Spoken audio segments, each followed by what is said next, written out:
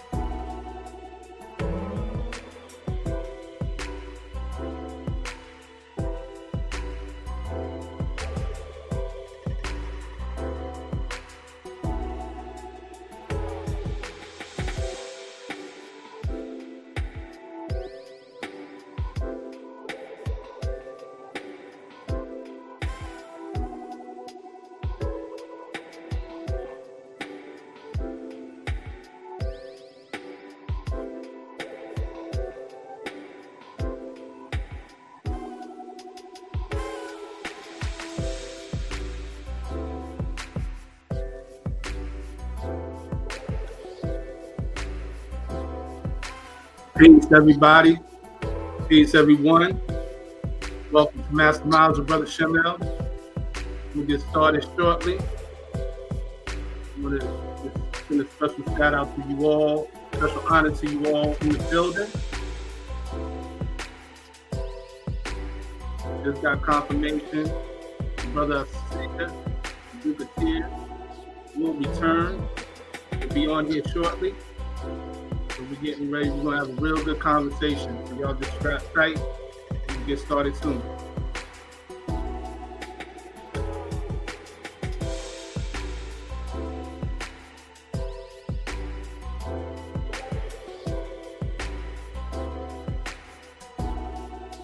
Fort Smith, Arkansas in the building.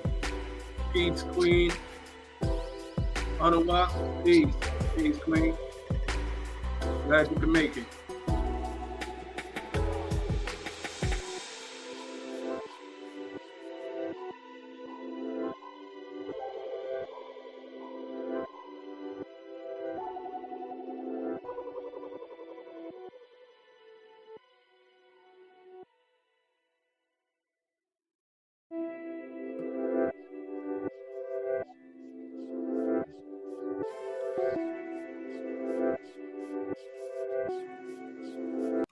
Peace, everyone. Peace. I'm about to bring on our guest.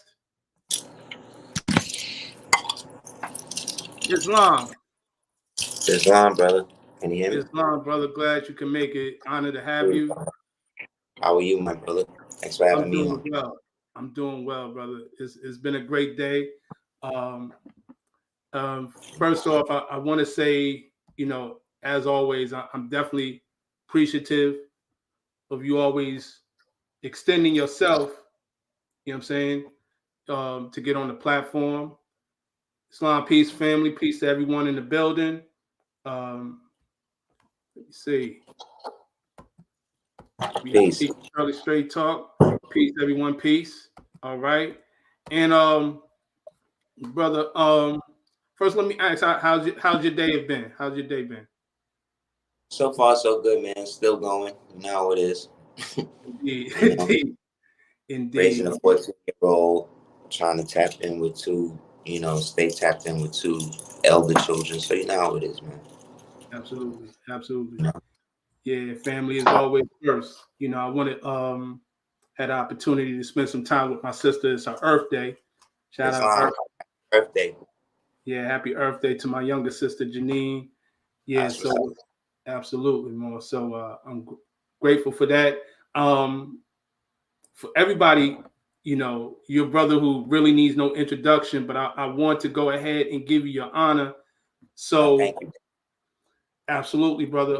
First, just to let me just start off, for those who are not familiar, if this is your first time coming to this platform, this brother has been on my platform twice. Um, he's had the privilege of Word. of of setting numbers, setting records on the That's what's up. views. You know what I'm saying? Over 11,000. The first one we did was what was that? The Moorish man guy. Yep. Yeah. To Marvel movies where you dropped about your graphic epic novel. Yeah. I'm going to give the link Yeah. to that. About that too. That's right. Yeah, yeah, indeed. Got that one. Then later on, we did another epic one. Did I think over 42,000 views. Wow.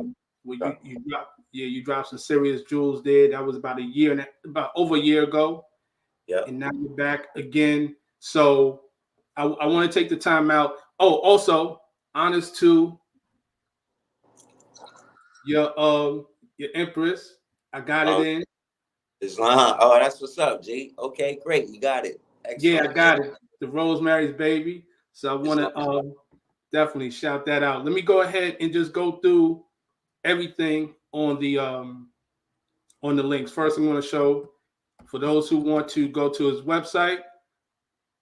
It's www.aseerthedukeoftears.com.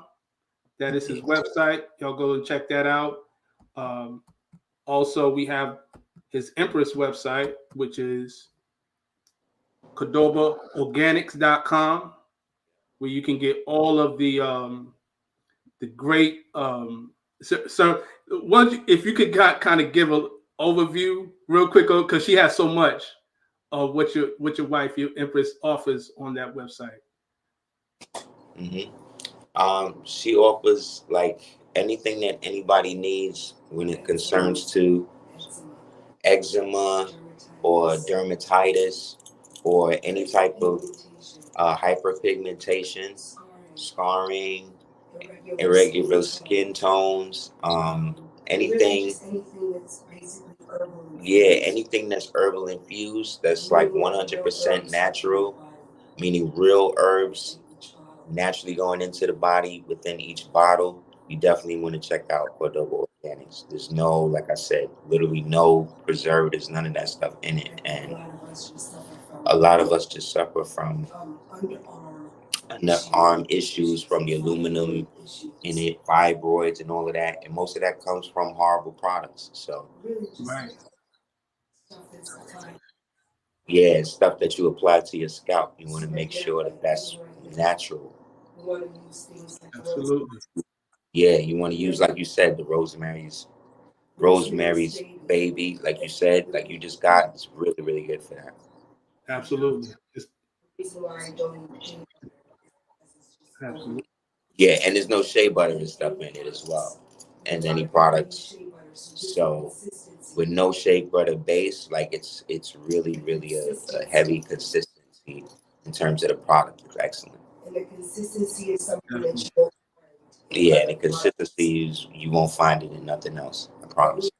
Of the carrier oils, there's a lot of soy. Every product has soy in it, so you want to. Can you hear? Yes. Can you? I can hear. Okay. Absolutely. Okay, yeah. You just really want to be careful with our boys right now. You know, so many boys are suffering from like fibroids, over estrogen stimulation, as well as us as women. So, you know, the product really is an alternative and just a solution, because I have, you know, so many people with underarm boils based on aluminum infused deodorants, and really just like hair products that are great smelling but really don't work long term because of the soy. Soy and safflower oil are the number 2 carrier oils in 99% of products. Exactly. But they actually don't really saturate. It's almost like they're putting something on your skin that doesn't allow anything else to be able to be absorbed. Exactly. So you want to use carrier oils like jojoba and calendula and nettle, you know, things that are actually herbally infused and not just herbs thrown into a bottle. So I just want to thank people for really trying it, because the consistency, when you feel it on your skin, you'll be like, oh wow, I see why I shouldn't use shea butter. Yeah, you're gonna see it right away.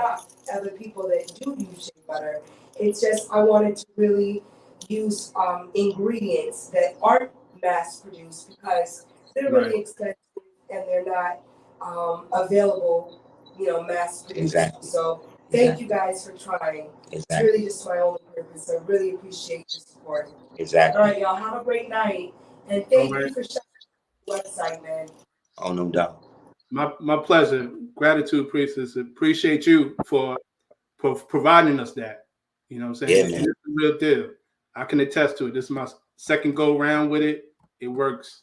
Absolutely. That's excellent, brother. Thank you, man, for the support with that, and the people, man. Thank you for the continued support. It's a really good product. Indeed, brother. Indeed. I want to go through the other ones. We got your Gumroad. That's where I got the graphic novel at. Just type up Aseer the Duke of Tears. Yeah. Right? And of course, you have your YouTube channel. Everybody should know about your YouTube channel, Aseer the Duke of Tears. You can type that in.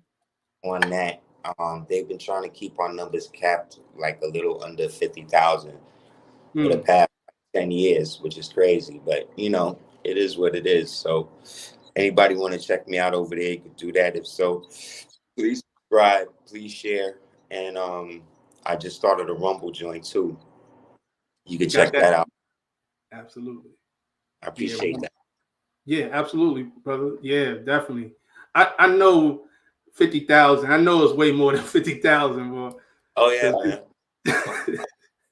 They'll do crazy on my page. They'll shadow ban it, and if that don't work, then they'll put a delay on it. If that don't work, they mess with the audio. Like, it's been going on for mad long. So, you know, one monkey don't start no show. You got to keep doing it regardless to what, you know, because, you know, they don't. This is the era where they don't think that trying to actually censor you makes them look whack.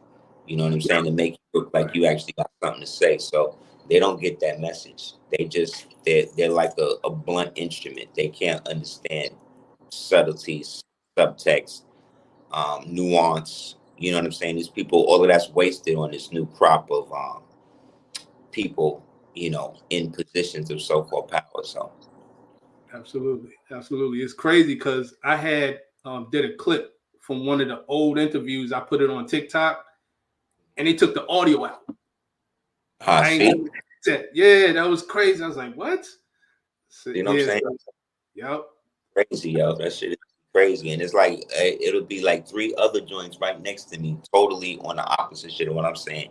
And their volume is like turned up. You know what I'm saying? But that's how they do it. And it's like, until the people decide they're gonna not accept this, you know, one way censorship, you know, it's only gonna get somewhat progressively worse, unfortunately. Yeah. So y'all know what it is. Support our brother. go out there. Rumble, that's a good platform, alternative platform to the YouTube. Then we have, of course, you can catch them on Facebook under the appellation Aseer Ali Cordoba. Yeah. Then, if you want to support financially, we have Cash App, which is $DS418. Yeah. As well as you can do it through PayPal through the email of ducateers@gmail.com. So, brother, I'm about to get into it. So, as we mentioned, this is a very important time. Of course, it's being the 7th, right? The seventh day of the month. This is 2023. Those numbers add up to the 7th. And also, tomorrow marks the date of the year where Prophet Noble Drew Ali was born. When Prophet Noble Drew Ali was born, January 8th. Absolutely. So we give honor to. Absolutely. Yes. So I wanted to ask you, in your words, what is the importance of Noble Drew Ali to melanated people? For those who may not know, if this is the first time they're watching this, if you had to explain them how important Noble Drew Ali is to us in history and from other standpoints. In my opinion, he's one of the most beneficial because most people don't know about him. And anything that they don't want you to know is usually something you need to find out, or somebody you need to find out about, you know what I'm saying? And because these people have basically taken the historical aspect of him out of natural history, it behooves us to educate ourselves as to who they've taken and who else besides him, or who was inspired by him. You know what I mean? Because they'll tell you like the people who was inspired by him and shit, but they'll, you know what I mean? They won't even act like he had anything to do with them type people. And this is the problem with us and how we look at the world is very disjointed and is very much a cult of personality. So because it's now in vogue to be Moors, to some people, they feel like they can be that without acknowledging those Moors and those things that came before them. And I think that's also the problem too. It's not like, you know what I'm saying, Noble Drew Ali invented Moors. Moors existed before him. However, what he did was consolidate our people, you know what I'm saying, and was able to bridge the nationalistic and the divine into an organization that allows original people to establish a nationalistic and a divine application of their nationality that then, upon greater understanding, allows you to pull out of the so-called American Republic what's owed to you, you know what I mean, as an individual. And I think that the Prophet Noble Drew Ali, the personage of him, just visually seeing him, you know what I'm saying? If I was to just visually just show you a picture of him to people who probably have never seen him before, they would have thought he was, from someplace, over there in Africa.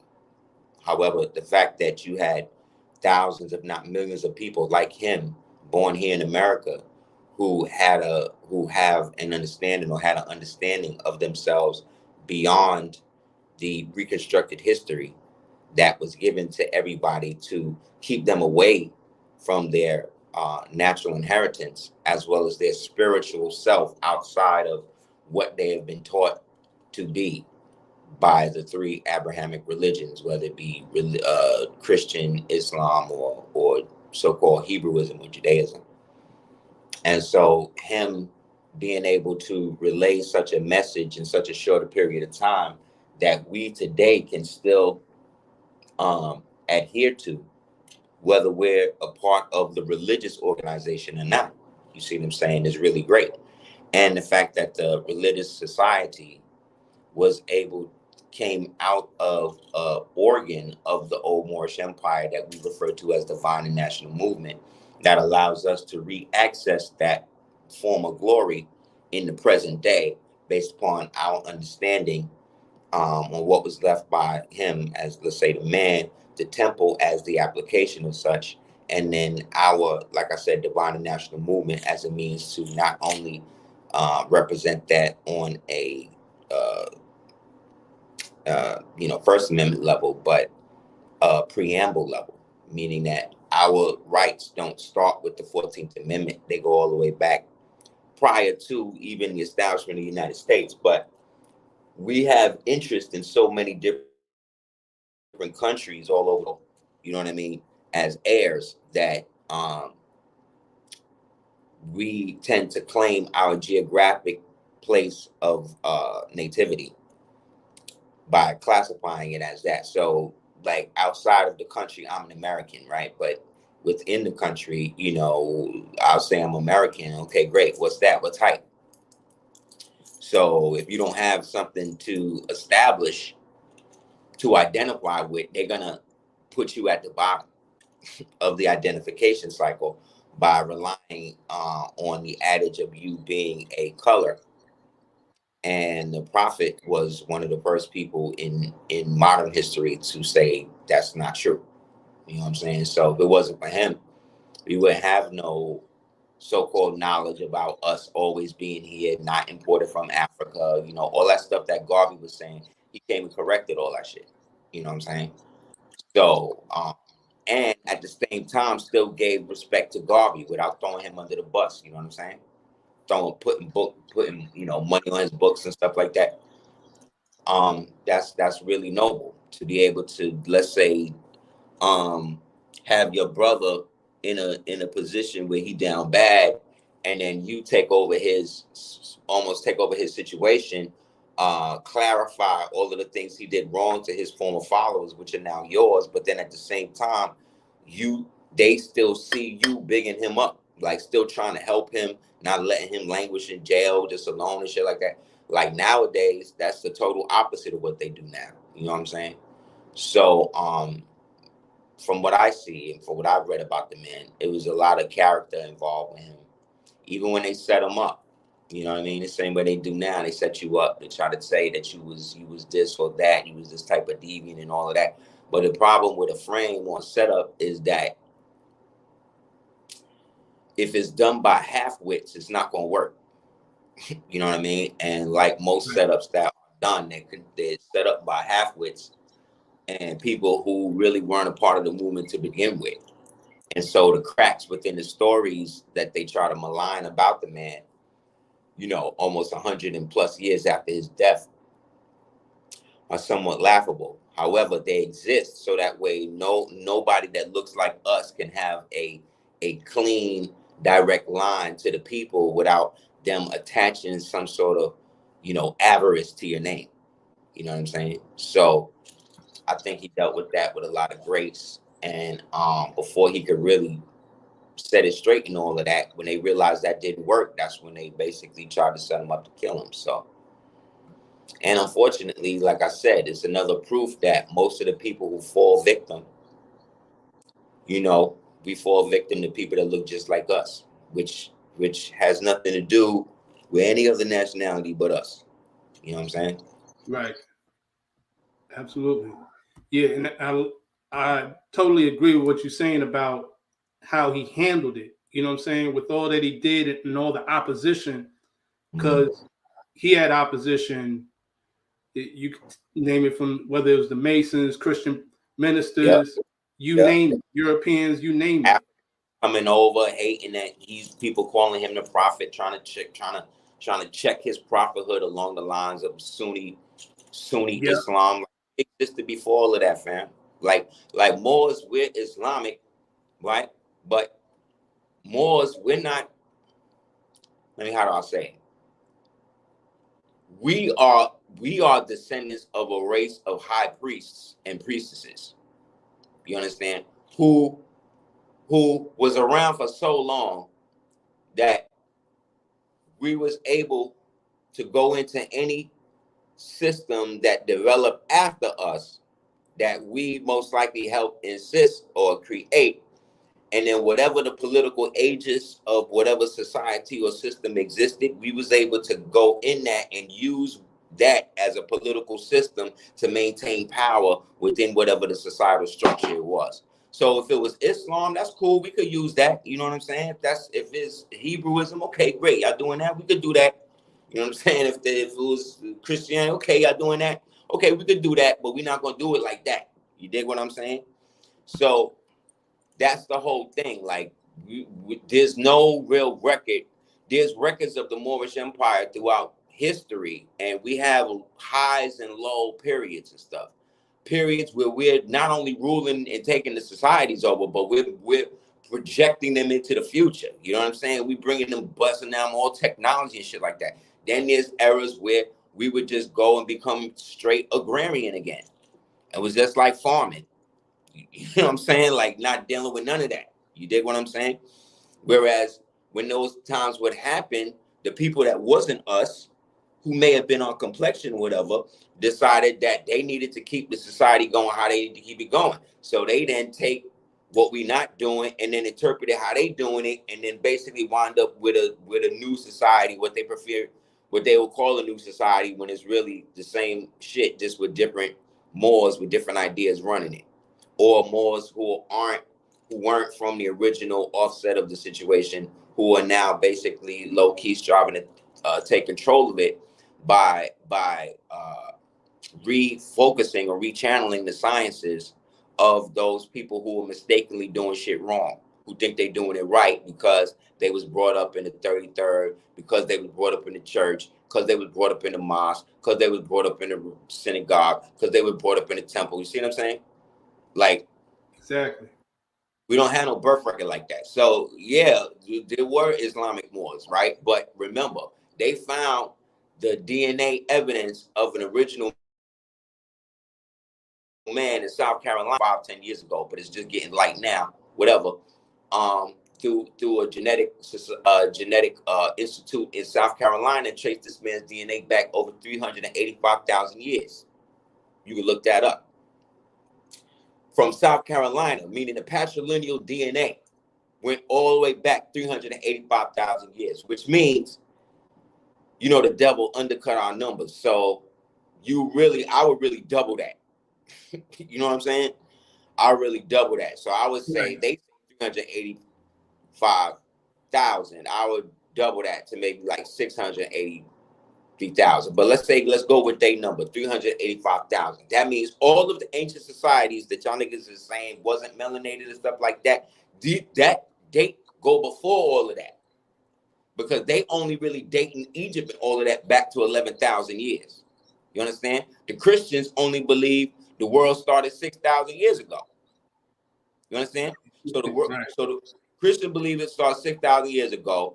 They saying that the highest ancient society that we could capture or latch on to, let's say New Kingdom Egypt, that shit, they saying that's only about 11,600 years ago. So we triple numbers. You know what I'm saying? We before all the shit they talking about. You know what I mean? So how could we then be named by somebody else that we was at war with? Like, so when they say, "Oh, Moors is that's a European name," but there was no Europe. That little piece over there, they had people calling people Moors over there, but they had the same thing over here. They had a piece of them doing that over here because it was these ancient Mauritanian, i.e., Moorish peoples that descended from the ancient world that brought that into the modern world for y'all. And then y'all wanted to flip it and bounce it under a reconstructed version that didn't see so many of us phenotypically in power. And this is where you get the amalgamated Moorish Empire, which is the Spanish Empire. You know what I'm saying? And then, you know, from there, you get all the corporate derivatives that took over the treaty aspects of the nation before them. So from the Spanish, then it was the British. No, the Spanish, then it was the French, then it was the British, then it was the Russians, then it was the British again, then it was the French again, right? Then it was the United States. You see what I'm saying? As a conglomerate of all of those. Like when people say Six Flags, right? Like Six Flags Great Adventure. Yeah. You know what them Six Flags are? No, what are they, Moor? The Six Flags are Italy, Spain, France, the Republic of Texas, the United States, and Mexico. Because Texas used to be 6 different countries. See what I'm saying? So Right. Six Flags Great Adventure, when they talk about that, they talk about when they're giving respect to when that region was 6 different, under the banner of 6 different flags in the Confederation. See what I'm saying? Yes. But we're not talking about like white Italians, white Spaniards, white Frenchmen. No, we're talking about Huguenots. So we're talking about melanated people. You know what I'm saying? We're talking about Spanish, or like Moorish Spain, like Moreno Spain, free white persons. We're not talking about the modern version of what people think. Just because somebody lived in a society for like 100 years don't mean that they're the progenitors of that society. That just means that they people been there for 100 years and now they moved into shit that we left over. That's why the Egyptians not being melanated or not being so-called black. See, I get them saying why they not, that Egyptians aren't black.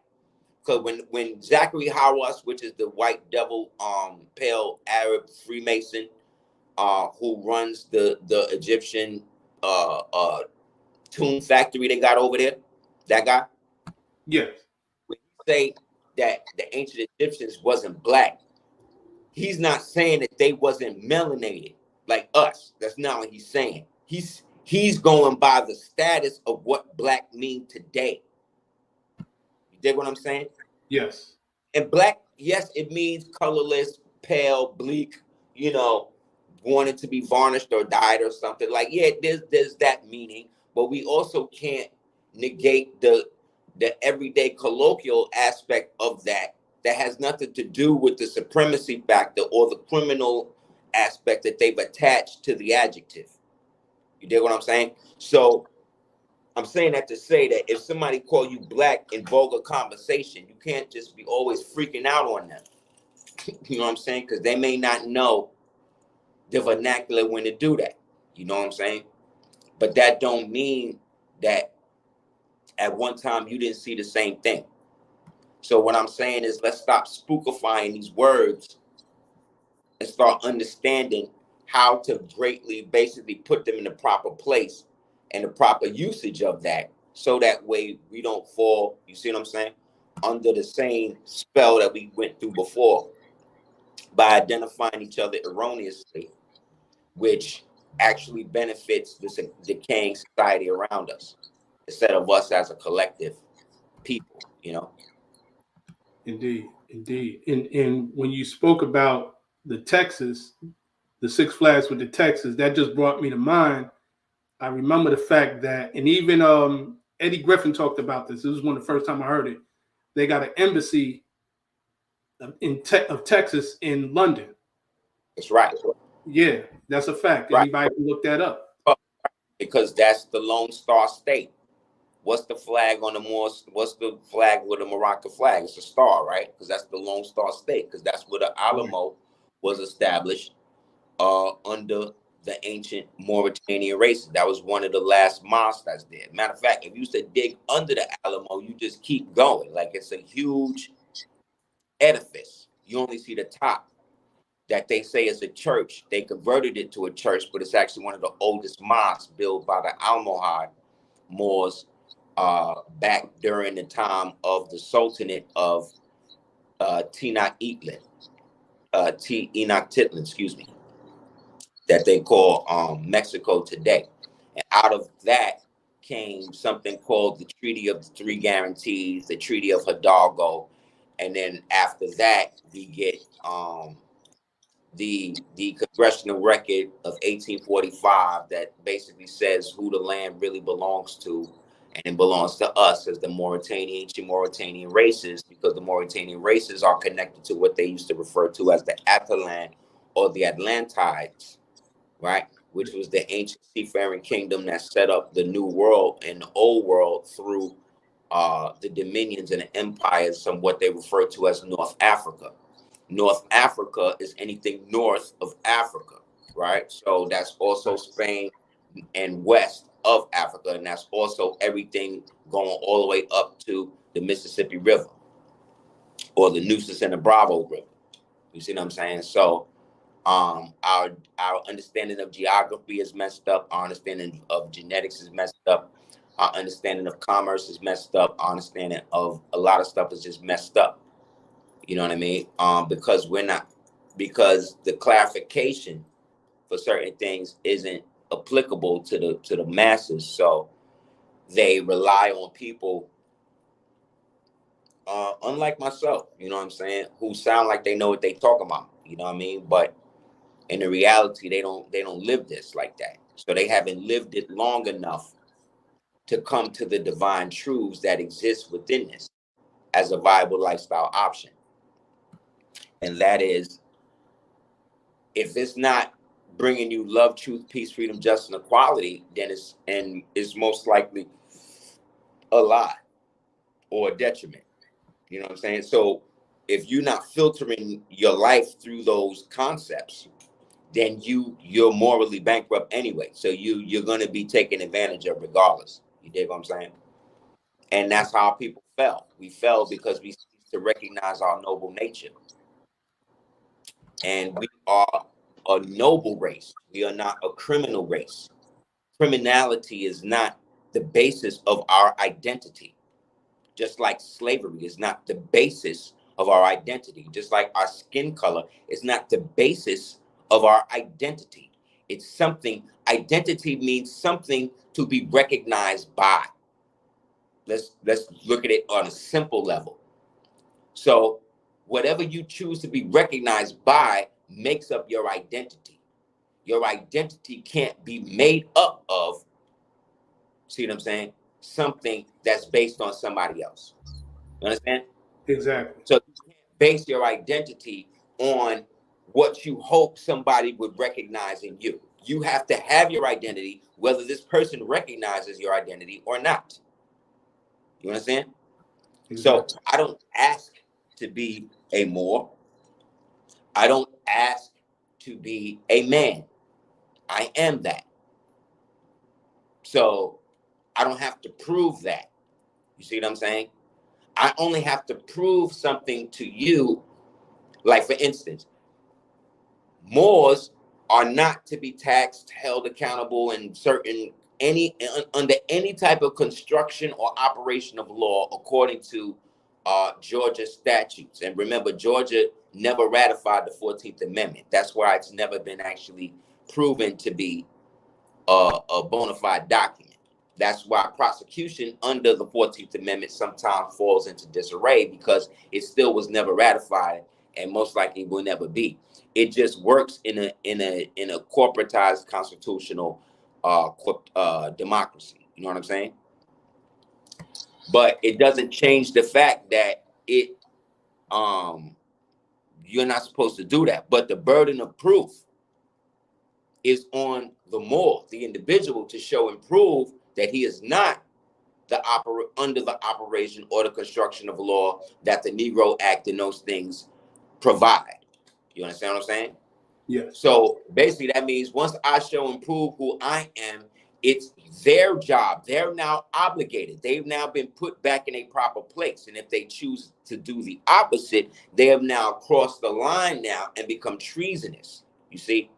Because we represent the constituency of the several states, the quorum, those that walked out of the Congress because they wasn't feeling the imposition that the northern states were putting on the Congress at that time to allow foreigners to have the right to vote within the republic. Those foreigners were the white serfs that were being brought into the republic, the constitutional republic, via not through the Constitution itself, but via the 14th Amendment. See what I'm saying? That would then bring them into the country as citizens through the District of Columbia, not the preamble. You see what I'm saying? Got it. So the preamble is taking you back to the Article of Association, Articles of Confederation, the Treaty of Peace and Friendship, the Moroccan Tahrir. You see what I'm saying? It's taking you all the way back now, prior to the establishment of the United States, going all the way back to the surrender of Grenada, going back before that. You see what I'm saying? Taking you back to the Constitution of 1622 at Medina, taking you further back from that. Remember, Muhammad was illiterate, peace be upon him, right? So how he so who wrote the Islamic Constitution? Gabriel? That's what y'all, you know what I'm saying? Like, that's why y'all doing it? Like, so this is what I mean. Like, we Moors could see a good situation arising where we've been out of the political fray, letting the mortals do their shit for mad long. And then we like, you know what? This age, we need to rein these Negroes in. So let's go in. Okay, what's popping now? What's the closest thing to the shit we on now? Prior to this fake shit they doing. Okay, Islam. Okay, let's do that. You know what I'm saying? We're gonna use that, and then we're gonna bring it in, and we're gonna create Sufism, and then we're gonna bring them out of the fake shit in through this back into the real shit. You see what I'm saying? And then from that, we'll separate the religion from the science. You see what I'm saying? That's why we Moors deal with more as science. Right. You know what I'm saying? Whereas Muslims deal with religion. And that's cool. You know what I'm saying? It has its place for those people that aren't scientists. But if you're a scientist, see what I'm saying? You look at stuff in a deeper way. Whereas if you just in religion, you don't gotta do that. You living on faith. You living that what you practicing is gonna work for you. Right? So do that. But just because you make salat in prostration, don't hate on me for making salat standing up on the square with the right over left. You see what I'm saying? Exactly. Because that's the way we Moors, that's the way we customarily came in and did it. For before the person that they give respect for the starter of the religion even did that. Exactly. So you know what I'm saying? They can't own it. Like you can't tell me like I said with the Egyptians in Egypt now, like y'all can't act like y'all are descended from the people that y'all digging up out the ground. You not. Because if you was, then that means that you are horrible Muslims. Y'all horrible Muslims. Why? Because it's haram to desecrate the dead. Right? Yep. So you don't see nobody going to Mecca digging up Muhammad to see him, right? You don't see nobody going in and trying to dig up George Washington to see him, right? So how is it that you okay? You this devout Muslim country and all of this, but y'all are so ready to just go dig up who you acting like as your ancestor, but you know they not. They too dark for that. They too dark for that. The deeper you go, the darker the mummies get. The more up to date you go, the lighter they get. You know what I'm saying? They even put wigs on mummies. You got reconstructionists over there, what they call restorers over there, lightening up the pictures, flattening out the noses. You know what I'm saying? And that's all fake because the Arabs that's there, a lot of them is not even from there. But they've been there for so long that they feel like, oh, well, you know, I'm dark like this, so I must be these people. No, you're not. You're not. They imported y'all. They moved y'all from the Greater Peninsula when they took over Saudi Arabia and flooded a lot of Saudis into Egypt. You know what I mean? Between 1914, 1920. You know what I'm saying? Right around the time T.E. Lawrence and them was over there, who they call Lawrence of Arabia. That's when they invented the word Arab. The word Arab didn't exist until 1914, man. More. I just want to add on to your thought. When you said about being a horrible Muslim, the thought that came to my mind was if these ancient Egyptians, according to them, were polytheists. Right. So why are you digging up polytheists? Isn't like what association you want to do with someone who's in the shirk, as you say. You catch what I'm saying? Then you got real guys over there. Like I did a video where I saw and showed a video of a Moor, you know what I'm saying? But he's from over there. He's dark skinned. And he took them to the temple in Abydos that got the name Allah in hieroglyph. Aleph, Lam, Lam, Ha. That's how it's written. And he showed and proved, like, nah, this is where they got it from. You know what I'm saying? Where they got it from. Like, this is the stone where it came from. So, yeah, we know about the story about Isis Urania and the Fertile Crescent and all of that. But ancient Arabic is Kufic. Okay? And that's the stuff that they can't translate because they got to come from the blood. Remember, the Moors were the high priests of Anu. Remember, I told you, we Moors, we're a race of high priests and priestesses who have, from generation to generation, storing the different logos and divine and national and imperial data from all of the different cultures and societies that existed prior to us being here. That's why we here in America, we are the most, put it like this, because of what they call slavery, we got the genetic trait of every so-called every tribe on the planet, not just Africa, on the planet. When you get your DNA test and it say this percent European, what you think that means? That means that they tracing your DNA back to when you that look like you was over there looking like that. European don't mean white. You know what I'm saying? It mean what it say. European. Exactly. But guess what? The word European, outside of the Europa, the goddess, outside of the EU meaning hillside, and ropa or rope meaning to bind in. Besides that, it's also a designation. You know what I'm saying?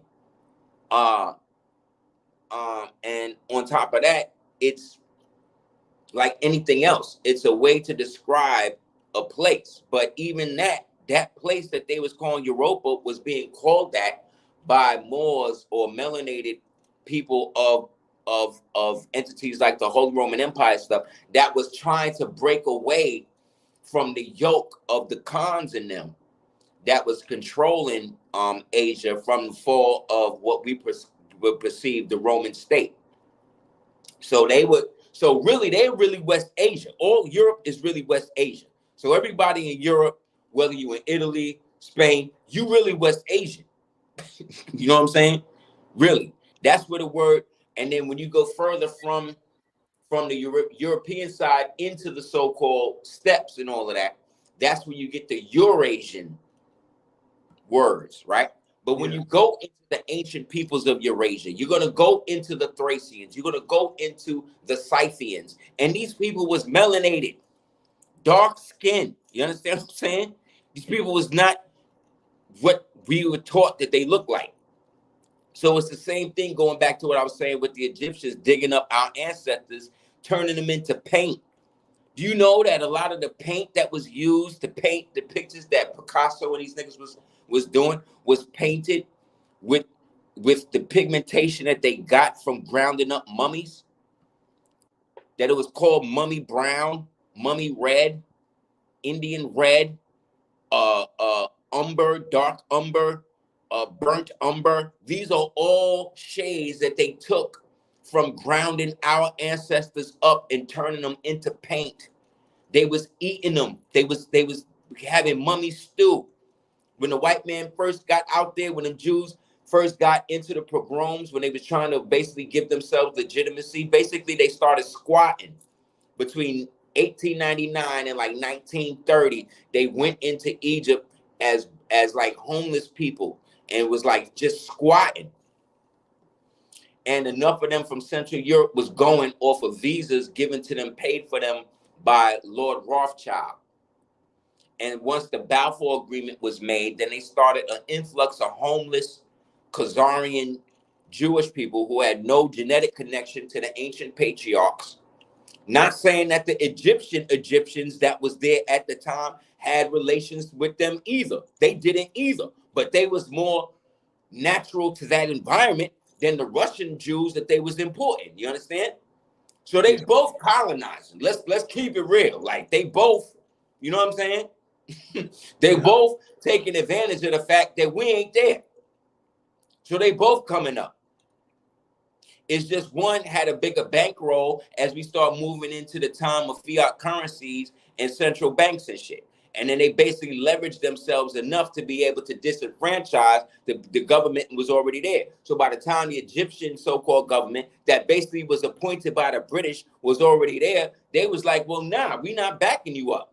So basically you just gave us this country, Egypt, so you could eventually use this as a beachhead to set up what you really want, which is this fake puppet state of Israel, which according to the laws of Israel is illegal. Their God Yahweh said that they not supposed to have their own state. This is what they God say. That's how they got in trouble the last time. But they let these other people who are calling themselves Jews, who are not of Judah, use their name to go in there and then with the help of the devil, set up a puppet state that the West, i.e. the Vatican, the United States, Britain, France, right? Germany, Belgium, right? The six-headed beast that you read about in Revelation. All them niggas could get money so they could keep Africa destitute, right? Keep Europa on top and then use us as the slave crop to keep the whole cycle going. See what I'm saying? Yep. So that's the problem. So everybody fronting. The Egyptians is fronting the same way the Siberians over here in the plains and shit is fronting. Y'all not from here. Y'all from Siberia. Like I said, show me somebody that was here over 380,000 years ago. You can't do that. So first in time, first in line. Sorry. And that's from father. That's from so-called black man to so-called black man. We're not even talking about Eve. We're not even talking about Lucy and all of that shit they talking about. Because that's how they try to trap you up too. Like, oh yeah, Lucy was the first African woman that they found in Africa. Lucy is a primate. Stop trying to associate me with primates. When I was here before them, I grew up analogous. I evolved analogous to them. I was never an ape. Because if I wasn't ape, then that means I could be an ape now. Exactly. So, and if we was apes, then and we evolved from apes, then what are apes still doing here? You're lying. You're lying. You're lying. That's like telling me I'm on a ball spinning through space at such a velocity speed that I can't feel the movement. But if I get up right now and walk to the bathroom, I feel the movement of my leg. What are you talking about? Like, it's just, we just believe the most idiotic shit. And then when we don't, they want to gaslight us to say that, you know, we toxic and masculine and shit. When masculinity is the only reason why the devil hasn't won. The only reason why he ain't win, because man's still here. And I just showed the proof to you that we was here before him. We was here before the devil. Before anybody even thought of a devil, we was here. Before y'all was Muslims, before y'all was Christians, before y'all was whatever y'all was, we was here like this, watching y'all decide what y'all gonna be. Think about that, yo. Like you, what you gonna do with the people like that? What you gonna do with people like that? You can't rule over them. You can only make them forget. And that's what they did. Yeah, definitely. They definitely made us forget. They made us forget a lot. And you know, that just speaks to where we at now. You know, brothers such as yourself who are bringing us and reminding us of who we are. You know, and I want to just make ask one more question in the context of Noble Drew Ali, and then we can move on. But one of the things I appreciate about what you do is the fact that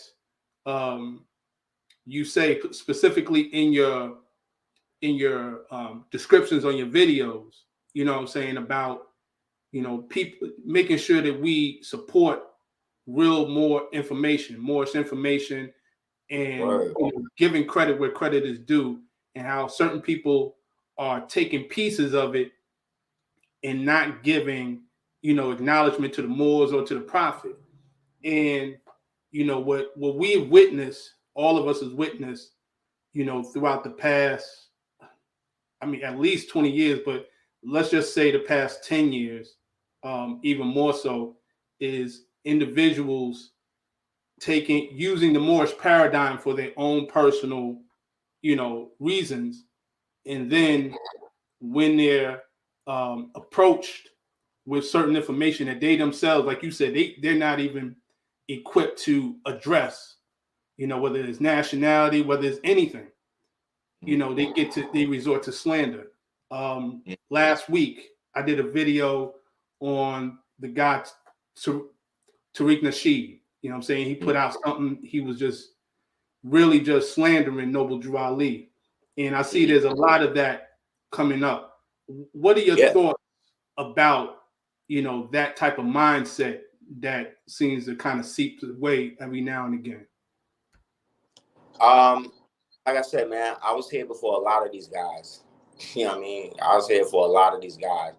And I was here when people like him was choosing people for their little projects and shit like that. And you know what I mean? You gotta understand, they know who to involve with stuff like that. You know what I mean?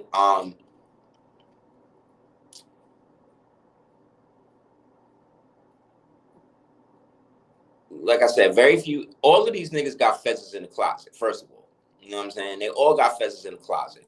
They all came up under some sort of grandfather or knew somebody who was a Freemason or somebody in their family was concealing the truth. And these niggas came up in that. And a lot of these guys agreed to go along with that concealment in the hopefully that they could move up and basically glean aspects that they could control from it and use it to their benefit. You know what I mean? Like creating a fake nationality for people to identify with. You know what I'm saying? Like if you want to do that, cool. But the people who identify with that nationality that you've invented, you should let them know that you own the trademark and the copyright on that. And that if they want to use that name outside of dealing with you, they're going to have to pay you money for that. The Prophet ain't never do that. Exactly. Prophet ain't never said that you had to pay him to be Moors. He never did that. Nope. And like I said, if it wasn't for him doing what he's doing, you wouldn't be able to do what you're doing. Because everything that everybody's doing is based on what he did. None of y'all niggas was here. None of y'all niggas had to touch the type of money that he had and when he was alive. None of y'all niggas could be as virtuous as he was. So y'all had to create lies. And y'all had to perpetuate the lies that was created at the time of his birth. Because you are descended from the same agents that sold him out. Because the same agents that sold him out are the same niggas propping people up like dude in front of the people and making them believe that they could be something based upon what he said they are. But again, if people want to do that because they just fight Moors, so what they do is they try to throw all of this negativity shit about Moors to people that's just waking up. And because people are sheep, and because people don't read, and because people like him have been pumping out fakeness and bullshit, you know what I mean? Like you use the Moors to come up in your first DVDs, your first 2 DVDs, and then after that now, it started to go into some straight slave Negro, butt breaking, I gotta, show black men getting their assholes blowed out and shit. Like this is what you think niggas need to really talk about. But if you'd have put that shit in the first videos that you came out with, no, that wouldn't happen. The only shit that sold them first 2 pieces of shit videos was the fact that it was all about the Moors. Facts.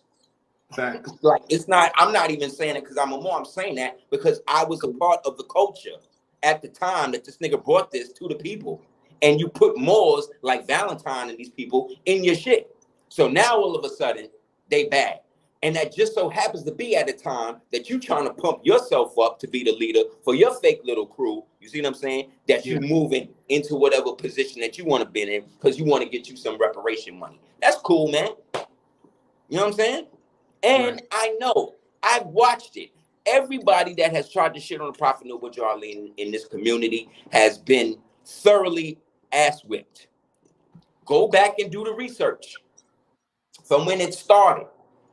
When they started this fake debate culture in the shit and all of that. Like I said, I was there. I watched y'all niggas do all of this. I watched this setup.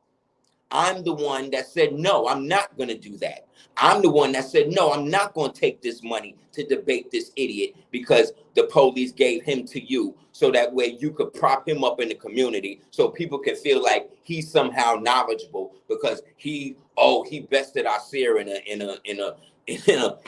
in a debate. Like, I know what y'all doing. This just like boxing, it's just like rap, it's just like movies, it's just like any rigged system that y'all niggas have come in to retard the actual upward mobility that you've seen people having. Like, you can say people say what they want about the Moors, but I was in the conscious community back when different groups was almost vying for situation, for almost supremacy, but everybody was working together. The Moors went to the top of that shit. To this day, the only people making as much noise as them is the Hebrews and their Moors, whether they realize it or not. You understand what I'm saying?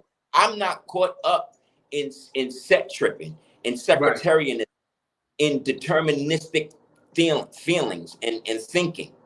A lot of so-called melanated groups that's dealing in so-called Black liberation consciousness are deterministic. And the problem with deterministic feeling is that there is no wiggle room for innovation. You see? So you become so strictly localized and locked down to the determinized idea. So deterministic worldview is that everything is already preordained to be how it always is going to be. So regardless to what you do, there can be no influx or no change in that position. You see? So that rigid aspect, right, is they try to act like is a form of stoicism, right? Which stoicism, or to be stoic, is to have a reserved but observant interaction with the world around you.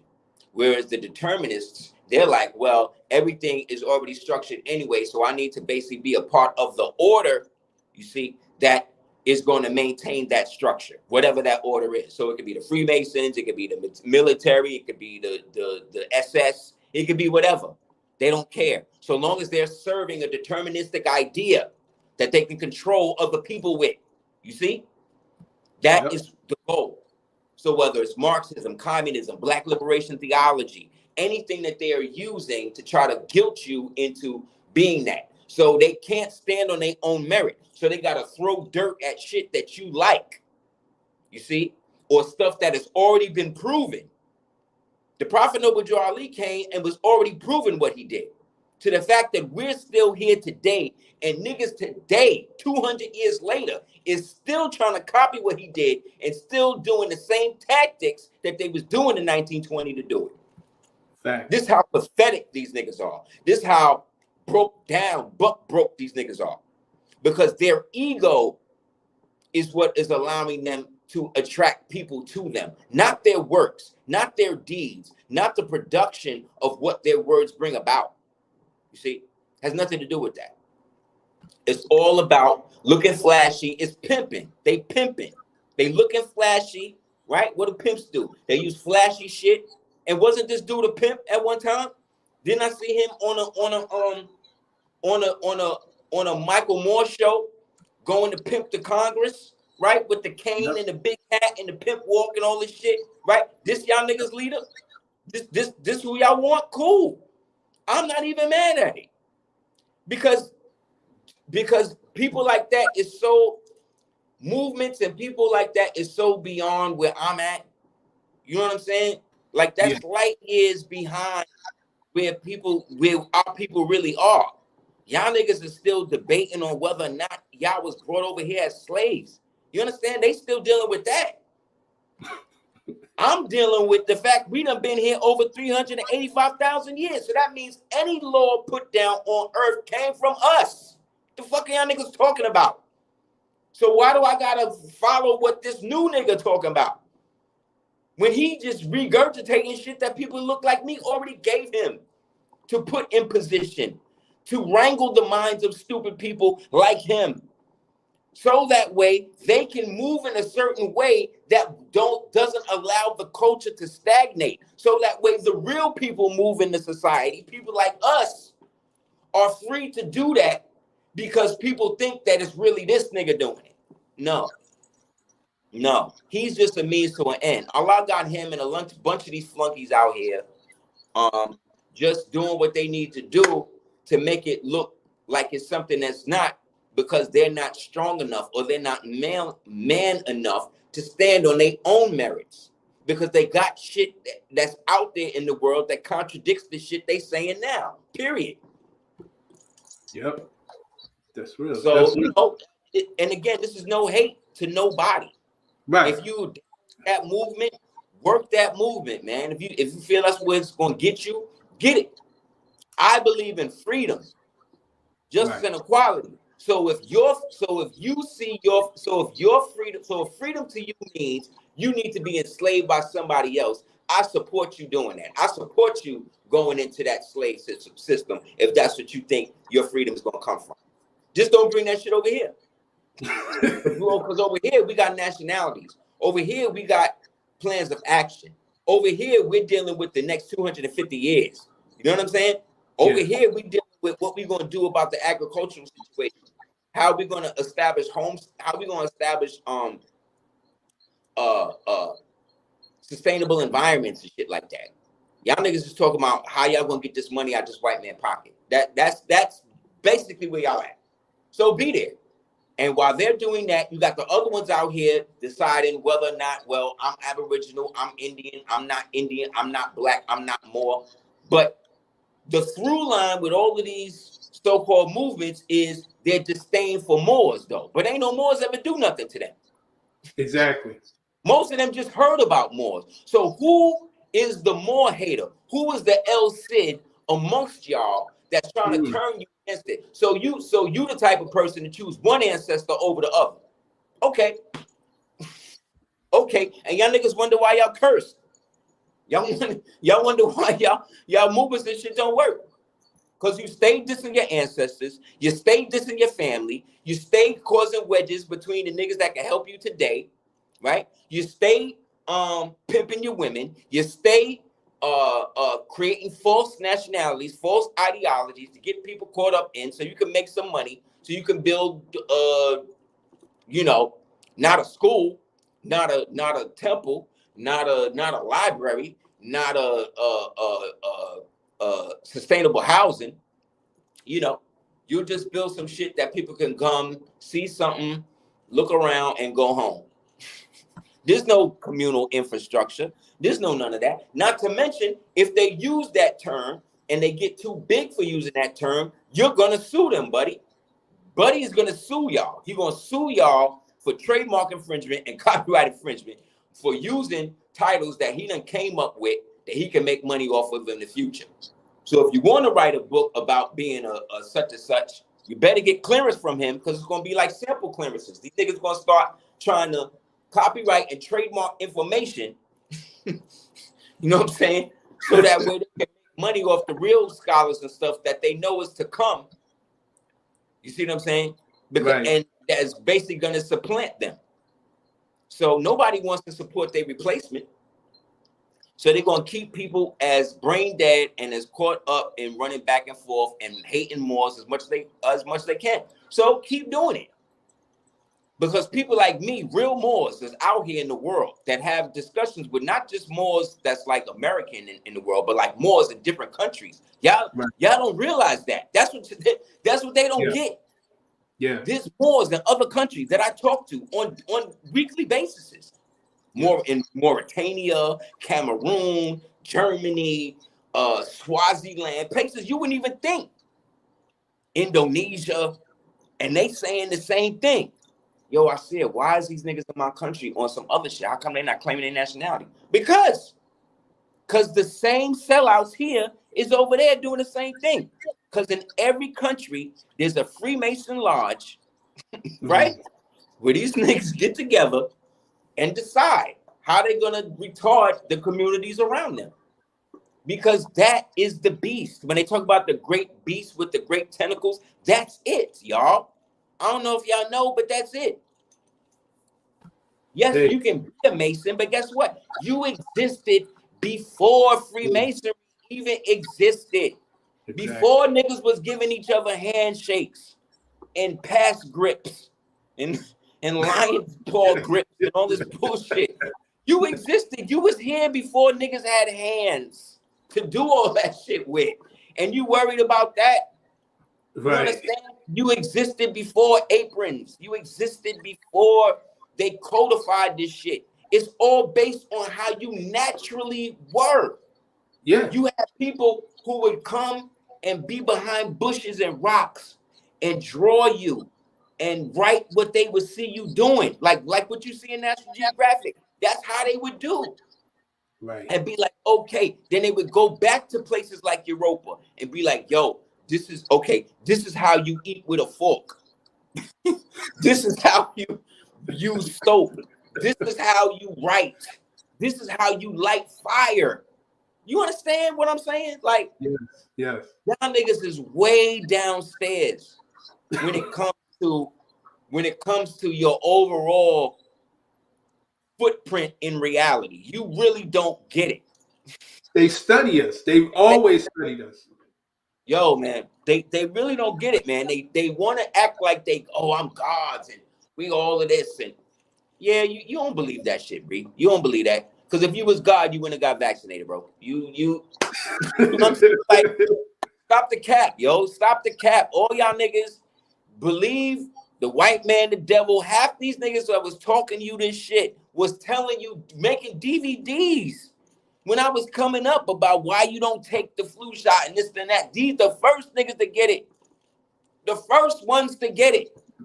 The ones telling you the white man, the devil. These are niggas running to the white man getting it. I know a rapper. I don't know him personally, but I know a brother who know a real famous rapper, real conscious famous rapper. One of the rappers that came out and inspired me to get knowledge of self through the nation of gods and earth. This nigga's a nurse. This nigga got it. This nigga went and got it. This the one that told me in his music, in a music. I already know who you're talking about. You know what I'm saying? I know who you're talking about. He's in my area. You said nerd. God. I already know. So yeah. So that's what I'm saying, God. Like, don't gaslight me. Don't try to make me feel like you really with this so-called black power shit and all y'all niggas just waiting for the white man to win. That's what y'all doing, man. Y'all waiting for the white man to win. And guess what? He was never to win in the first place because the real white people was black people. And that's what they don't want to accept. That the real Europeans, the real Asians, the real Indians, the real this, they're all were melanated people. And that the cultures that exist today were a part of the human bouquet, the flowering of what became humanity based upon the work that we put in. If it wasn't for no Moorish harems that was controlled by the Moorish priestesses, there would be no Spaniards. There would be no Asians. None of that would exist. Y'all wouldn't even be here. There would be no so-called Arabs. Y'all would not exist. That's because the oldest genetic DNA haplogroups are found in us. Sorry.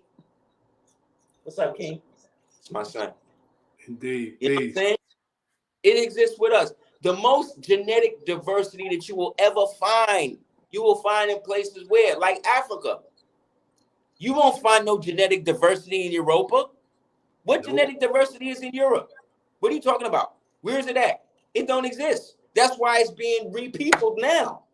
So you mean to tell me that so right now, if a bunch of people from Senegal, they all moved to France, and in 100 years, their ancestors, their children are in the government. Does that mean then that they were always the French people there running the government? No. No. Because in the end, if they trace their lineage back, it goes to a time when people that was like them wasn't there. You see what I'm saying? So if you could do that with every culture except us, what does that mean? That means that we was here first. That means that we'll always be here. That means you can nuke this place. You can burn it. You could break it. You could bury it. You could flood it. You can do whatever you want to do to it. We will still be here looking just like this. Just maybe a little smaller or taller, bigger or shorter. Like I said, the most genetic diversity you're going to find on the planet is in Africa. Right. Go. You want to find the tallest person in Africa, tallest person in the world, go to Africa. You want to find the shortest person in the world, go to Africa. You want to find the darkest person in the world, go to Africa. You want to find the whitest person in the world, go to Africa.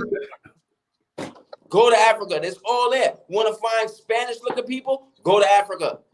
You want to find Chinese-looking people that was ancient before China existed, go to Africa. You want to find now where all of that genetic diversity that existed bloomed at? Come to America. You want to find somebody with the DNA of everybody in the world? Come to find the so-called African, the so-called American, Black, Moorish American, whatever you want to call them. That's the only place you're going to find it. You ain't going to find it in the Siberian. You ain't going to find it in the European, the Caucasian European that came over on the transatlantic slave trade, a.k.a. Ellis Island. You ain't gonna find it nowhere else but us. To the point, this nigga, this dude, Kyrie Irving, on his sneaker with black tape, with the black duct tape, wrote on his sneaker, Black Moorish, what it say? Black Moorish something. Black Moorish rise or some shit like that or whatever. And people, and Moors was still upset. Still upset. Still mad. Why? Because he put the black in front of the Moor. The blacks are in front of the Moors. What are you talking about? That's what they doing. That's what they've been doing. They're always putting blacks in front of Moors. Why? Because blacks are easy to control in Moors. You can do anything you want to a black. You can say whatever you want to say to black people. You can do whatever you want to do. You can take whatever you want to take from black people. You can't do that to Moors. You can't do that because the laws of the several states are enshrined in the preamble to the Constitution, the preamble to the Articles of Association, the preamble to the Articles of Confederation, the Treaty of Peace and Friendship, the surrender of Grenada, the Moroccan Tahrir, the Moorish Geodetic Survey, the proclamations from all of the several states. HJR 75.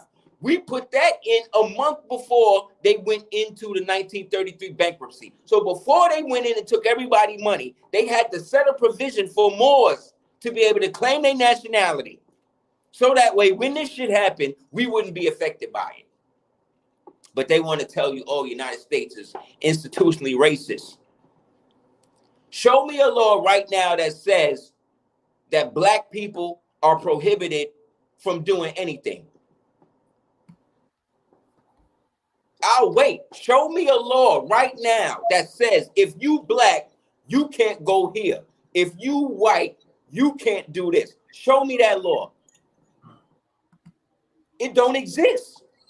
It don't exist. So what would you say about those who would come up with the Christian black codes? Because you hear people talk about the Christian black codes. Why are you referring yourself to black codes, number one, if you're not black? First of all, that's number one. Right. That's number one. So if you have a nationality, that shouldn't have nothing. You shouldn't even think about that. That has nothing to do with you. You understand? That's number one.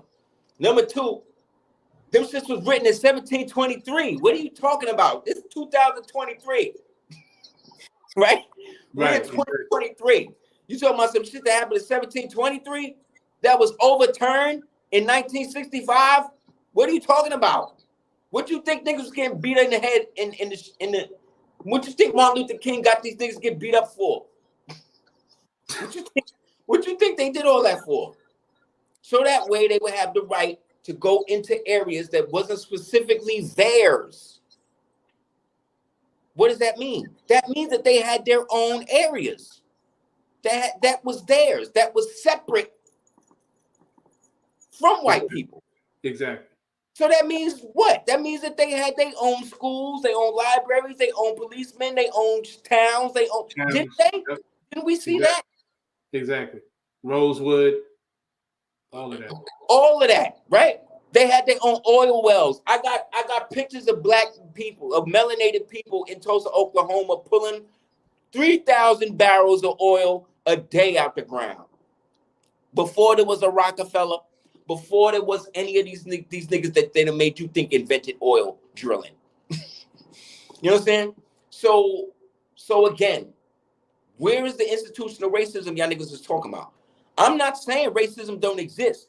I'm not saying that people are not in positions and are racist, and that people send their own people who are part of racist groups to become part of political associations to be able to manipulate those political associations for their racist views, right? Guess who invented that though? Didn't I just say that that's what we did? Yes. Didn't I say that whatever the religion was the day, the science of the day, that we could just take that up, use our shit, politically use it the way that you today. The same way that melanated people can be black liberation theology minded, but still be a Democrat or Republican, it's the same way we would use religions. You see what I'm saying? Yeah. The same way we would use those religions to couch what we really wanted to do. And while all of the niggas was focusing on the religion, we taking the science and the accumulated power of that and creating a way to bring people back to the original aspect of what they were supposed to be dealing with. So that's what they do. So again, where's the institutional racism?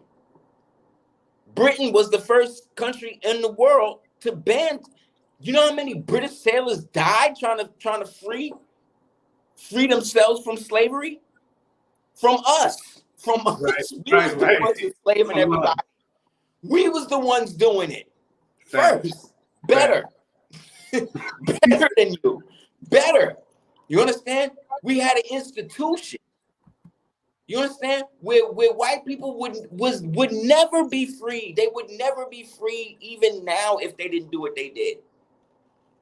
And they did it at the right time because we got so whack with the shit that we start doing it to one another. Then some of us start kidnapping them, using them to disinherit us by proxy, and then taking our property and renting it to them to get money. This shit just happened today. Why you think when anything happened with black people, the first thing they ready to do is shoot each other? Because the problem started with me and with us. Right. Because we were thrust in cultures that were warring. You was a prisoner of war of, let's say, the Mandinka, and then they bring somebody in from a warring tribe with you, and then they would try to force you to mate with this person. And then if you didn't do it, they kill both of y'all. So now you gotta hate sex this person. You see what I'm saying? And then produce seeds from that. And then they would take that seed and then try to take that seed and then force that seed to then mate with your mother. You understand what I'm saying? This is the type of shit that dirty Moors was doing. So just because the Moors was the ones in power don't mean that they wasn't any less corrupt. But they were virtuous longer than they were not. And their falling is what resulted in the rise of Western civilization. So on our worst day, we were still more redemptive than these devils today, both black and white. So what does that say? Because right now, if our ancient Moorish ancestors from the real, I'm talking about the real Moors, the Moors like Pai Mei, where if you don't give them the right salutation, they cut your head off. These type of Moors. Them Moors was to come back today, we'd all be dead. They'd kill us first. They would start with us. And they'd be right. And they'd be right, because half of us is out here wilding, yo, trying to be everything. Well, I'm a Moor, but you know, I'm gonna put on this apron just in case. You know what I'm saying? Like, I'm a Moor, but I'm a still, take this honorary degree from these Scottish Rite niggas just in case, And act like that's something special. Like that's better. Like that's little better. That's like illuminated toilet paper. You know what I'm saying? It's like illuminated toilet paper. Like that's cool, man. But look, man, Moorish science will never be Freemasonry. Freemasonry is an expression of European Orientalism, and that is a form of idol worship. And the idol is us. Freemasonry is based on a murder. Okay? Anything based on a murder is evil. Period. So that's it. So they killed Hiram and they made a ritual about it. And in order for you to join today, you gotta go along and play the victim in the ritual. You gotta go through and be killed by them to be their brother. And you think that's cool? You think they give you some sort of up on me because I ain't go through that? Because I ain't gonna lay in a coffin and jerk off and tell these niggas my story, or I'm not gonna have a chemical wedding and you gonna marry me to a 7-year-old boy. That's what they do, you know. Moor, you just said something. I just had this conversation with a Moor earlier today about that ritual. Just had it today. Yeah. And he didn't even know about it. And I said, yo, that's a Rama Biff. Yeah. He's like, and you talking about it right now. Yeah, God, like, yeah, you're Hiram Abiff. You're the one that the ruffians, that the Jews. It should be in the Jordan. I don't have it in here. Yeah, that's your Hiram Abiff. The 3 Jews are the ruffians, Jubilah, Jubilo, and Jubilam. They beat you in the head, right? Hit you once in the east, hit you in the head in the east. Then you got hit in the head in the east. Then you got pushed to the south. They hit you head in the south, right? Then they hit you in head in the west, right? Then they buried you in a shallow grave in the north, right? Then they put the acacia leaf over your burial ground. The acacia leaf represents the Milky Way, which represents the firmament, and yeah, and then they agree to keep that secret. Then they put an apron on to represent their nakedness, the fact that they're ashamed of their phallus, because that's what that means, you know. That the Masonic apron means that you have a small penis. I don't know if y'all know that. That's why we gave it to them. That's why they wear it. That's why we gave it to them, to conceal their nakedness when we marched them across the hot Arabian desert into the caves of West Asia, which is now Europa. And when they got there, they were so savage. And we put them on little goats. And they had to ride the little goats because they were so small and weak that they couldn't take the journey walking. So the ones that couldn't do it, we put them on the little goats and they rode the goats. That's why you got to ride the goat, Roger, in order to get your degree, right? They said, oh, you got to ride that goat. This is what they mean. So again, they'd have turned you into the devil. They'd have turned you into the grafted made devil, put you on the little goat while they're on the camels, on the what do you call it? The Bactrian camels, the double hump camels with the high powered rifles and shit, walking you to the cave. Right? Then, yeah, that's what the apron is. So all of that stuff is, yeah, connected to Egypt and all of that. Yeah, but that was the game that the dirty Egyptian priests was given to the Macedonians and shit that was coming over there, and they was getting money off of them. Like, if you used to go to New York right now, and you get off a certain place, and you got all them Africans out there, hey, brother, come over here, come into this, and blah, blah, blah. That's how they was doing them niggas. And when they got off, they would take them into little alleyways and shit and do fake little Egyptian ceremonies for them. And these niggas were so, they would give all of their silver. Then they go back to Macedon or go back to Manoah or go back to Corinthia or go back to Doria or whatever. And then tell everybody, yo, I got the Egyptian secret, son. This is how it really go.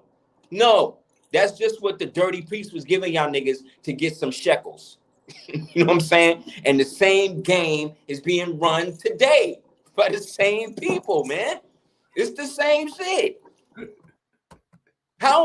Name one thing that we said today is false. They can't, because it's the same dudes. And then in Europe, then the Moors did the same thing in Europa. And during the Dark Ages and shit.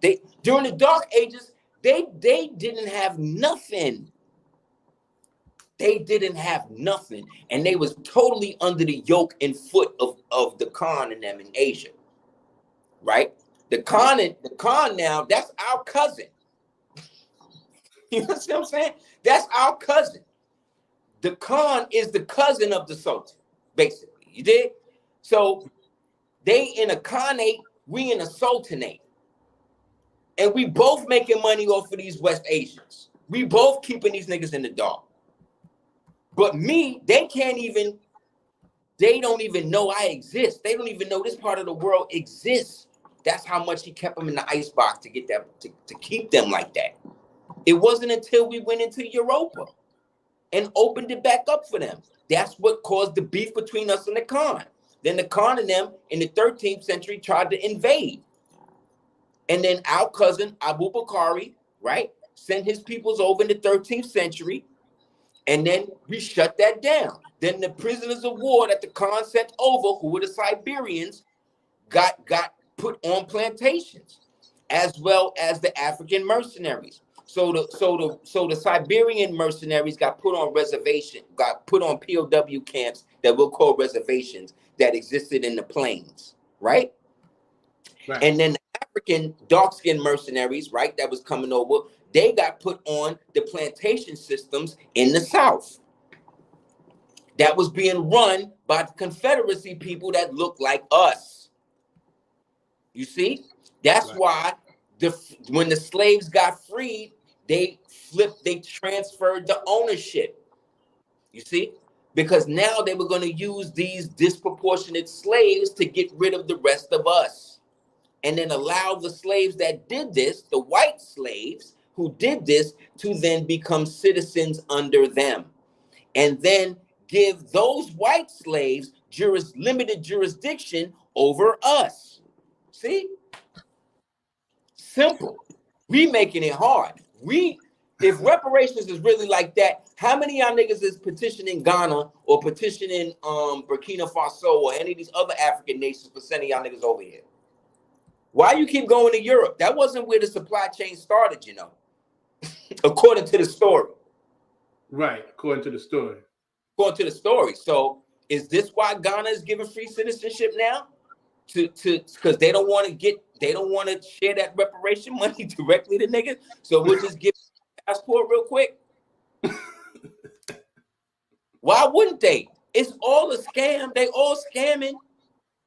They all scamming. That's not even Ghana. That's Benin. What are y'all talking about? Ghana's an English word. Don't y'all understand? How are y'all an African nation with an English name? What? Nigeria. That's another one. Am I bugging? Right. So yeah, okay, y'all got your own country, Nigeria, but y'all was named by Lady Flor when she was leaving.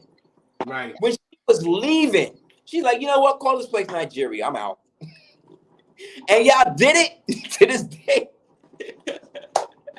And again, I'm not trying to diss the Nigerian people. Right. I'm not talking about people. I'm talking about y'all governments. I'm talking about the secret Freemasons that's running y'all societies, man. That got y'all still worshiping European gods, and y'all wondering why y'all still not getting what y'all supposed to get, man.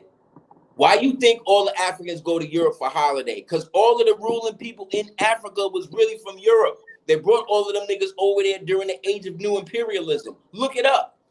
Yeah. And then the white administrators that they left in Europe to man their houses ceased to recognize them as ancient landowners and basically said that we're going to keep, if you come back here, you're going to be dispossessed. So you stay there and open up a colonial system now for people that look like us to come over there and do that. And then we'll give you back access to your estates. And they agreed. And they agreed. Idi Amin, why would they make a movie about an African dictator and then call it The Last King of Scotland? Anybody wonder that? Why did Idi Amin have bagpipes at his funeral? Nobody thought to look into that. Right. Yeah. And this is exactly why our people messed up. Because we don't ask, we just see movies and shit and don't ask no questions. We're like, word, okay, he had bagpipes. That's cool. Like, no, man. Just like this family, the family that just went through all of this shit to get their property back, to get the beach, the Bruces. Do you know that the Bruce bloodline goes all the way back to Robert of Bruce? Who's Robert of Bruce? Robert of Bruce is the nigga in Braveheart who took over the army at the end after they disemboweled Mel Gibson. Because all of them people was melanated and Moors too. Bruce, McGillicuddy, McGuffin, McDoug, McDougal, McDuff, all of those are melanated black people names.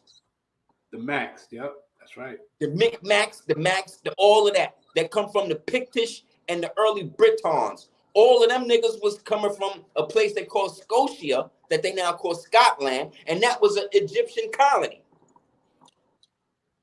So all of them stories of the leprechauns and all that shit, all of that shit is about black people. All that stuff is black people, man. And what did the Bruces do? Go through all of that, and now they sold the beach back to the white man for less money. So when I saw that, I said, yo, black people doomed, man. They doomed. They doomed. Because this is the thought process of black people. This is where they at. That's why I said black people will give everything up and keep nothing. Black people will allow anything to happen to them and not do shit. Black people will do everything to anybody but themselves. Black people are the only people on the earth that wake up, and if they in the street and shit like that, they wake up with the thought of killing somebody that look just like them. They the only people in the world that do that. Moors don't do that. No. Moors don't do that. No.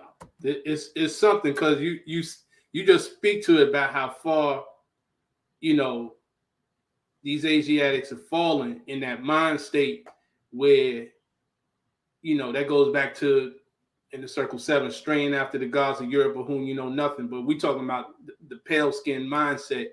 And, it every time I think about it, and when I hear you speak on it, it makes me feel so glad that I came across this Moorish science, man, because it's like taking the pill to wake up from the matrix. You know what I'm saying? It just really lets you know, like, yo, all that they doing is a distraction. See, really not to cut your wisdom, what we got to realize about the Matrix movie and what the real science I think that people have missed is that the Matrix, the people inside the Matrix, people outside the Matrix, right, are all the Matrix. Gotcha. All of it is the Matrix. The part you like and the part you don't like is the same part. You keep trying to get Neo and Morpheus and Trinity over here and Smith, the Matrix, and whoever else, and the Merovingian and shit over here, when they're all functioning in the same realm. Correct. They're in the same universe. The Matrix is trapped in bio-life. Bio-life is trapped within the Matrix. You see? They are synonymous.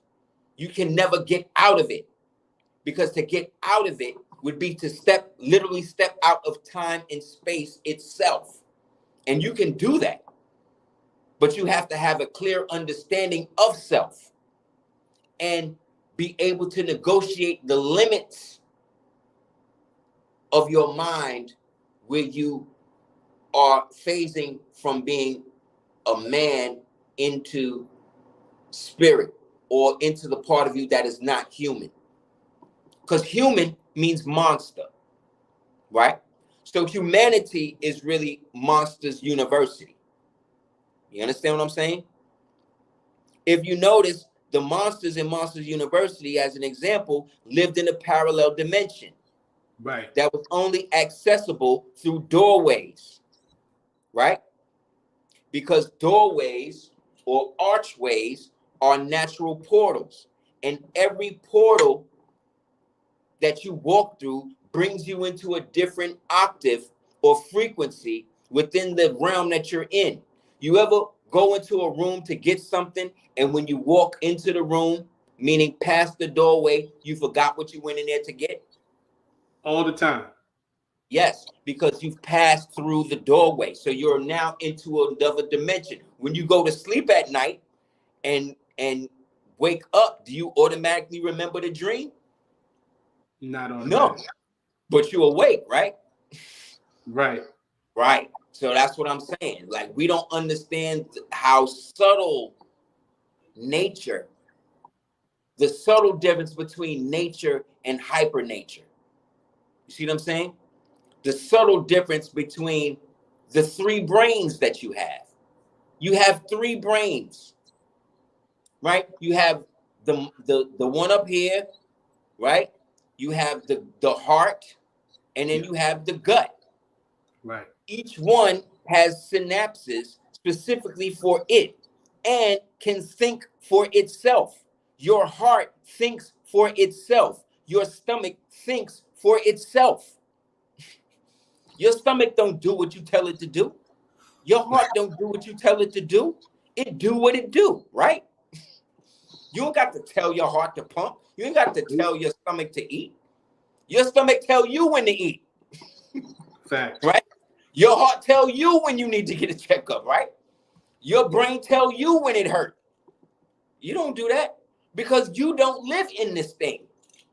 You occupy it. It exists for you to exist in. So if you mess it up, that's on you. But it has three mechanisms that run simultaneously, but they only tell you about one and the effects of one.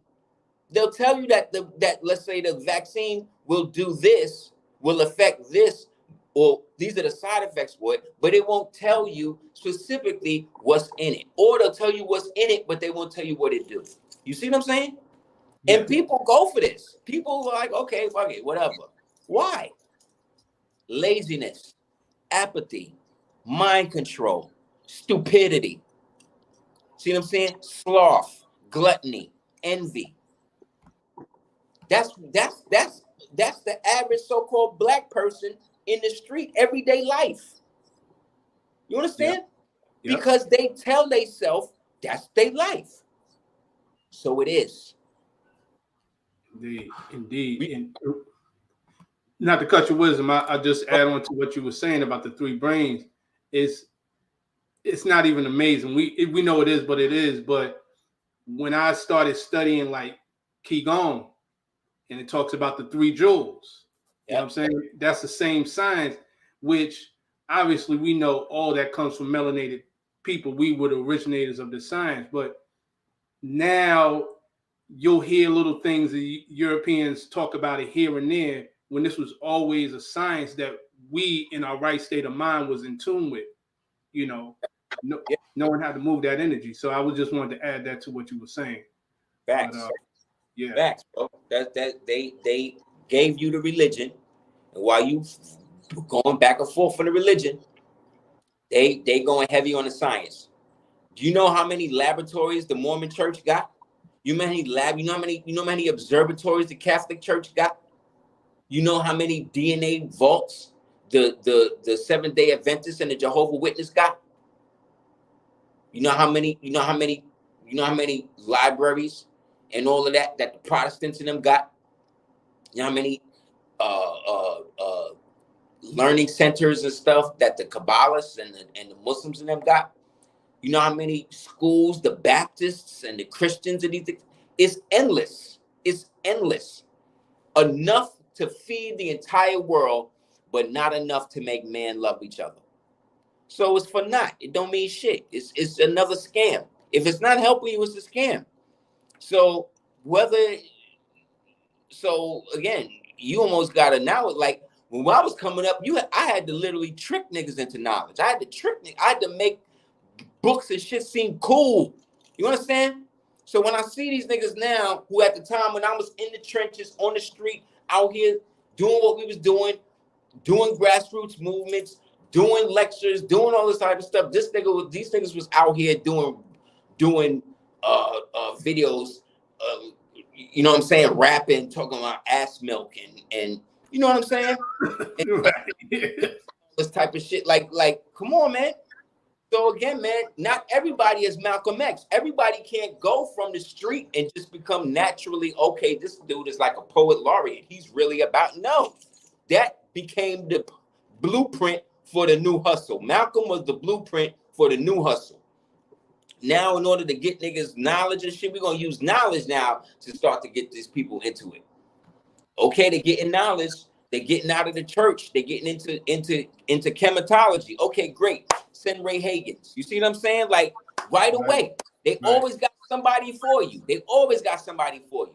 But people like me, who been here forever, who ain't never went and did a GoFundMe or a Kickstarter or any of that to get people to do whatever, who only subsist on the work that I put out, that I create, meaning that I only receive compensation for shit that I actually do. You see what I'm saying? Right. And it's not out here trying to sell you 50 million endorsed products and shit. Like people like us, we don't get supported. We don't.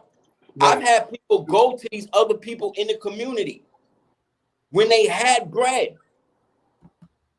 And I'm here and seeing me and have told me shit like, yo, I was really into your stuff or whatever, but you know, for whatever reason, I went with this person and blah, blah, blah, blah, blah. And now, you know, I don't, you know, they basically took all my money and all that. So, you know, can you help me now? Like, word. So now I'm supposed to take the sloppy seconds, right? I'm supposed to be the one and now help redeem you and reinvigorate your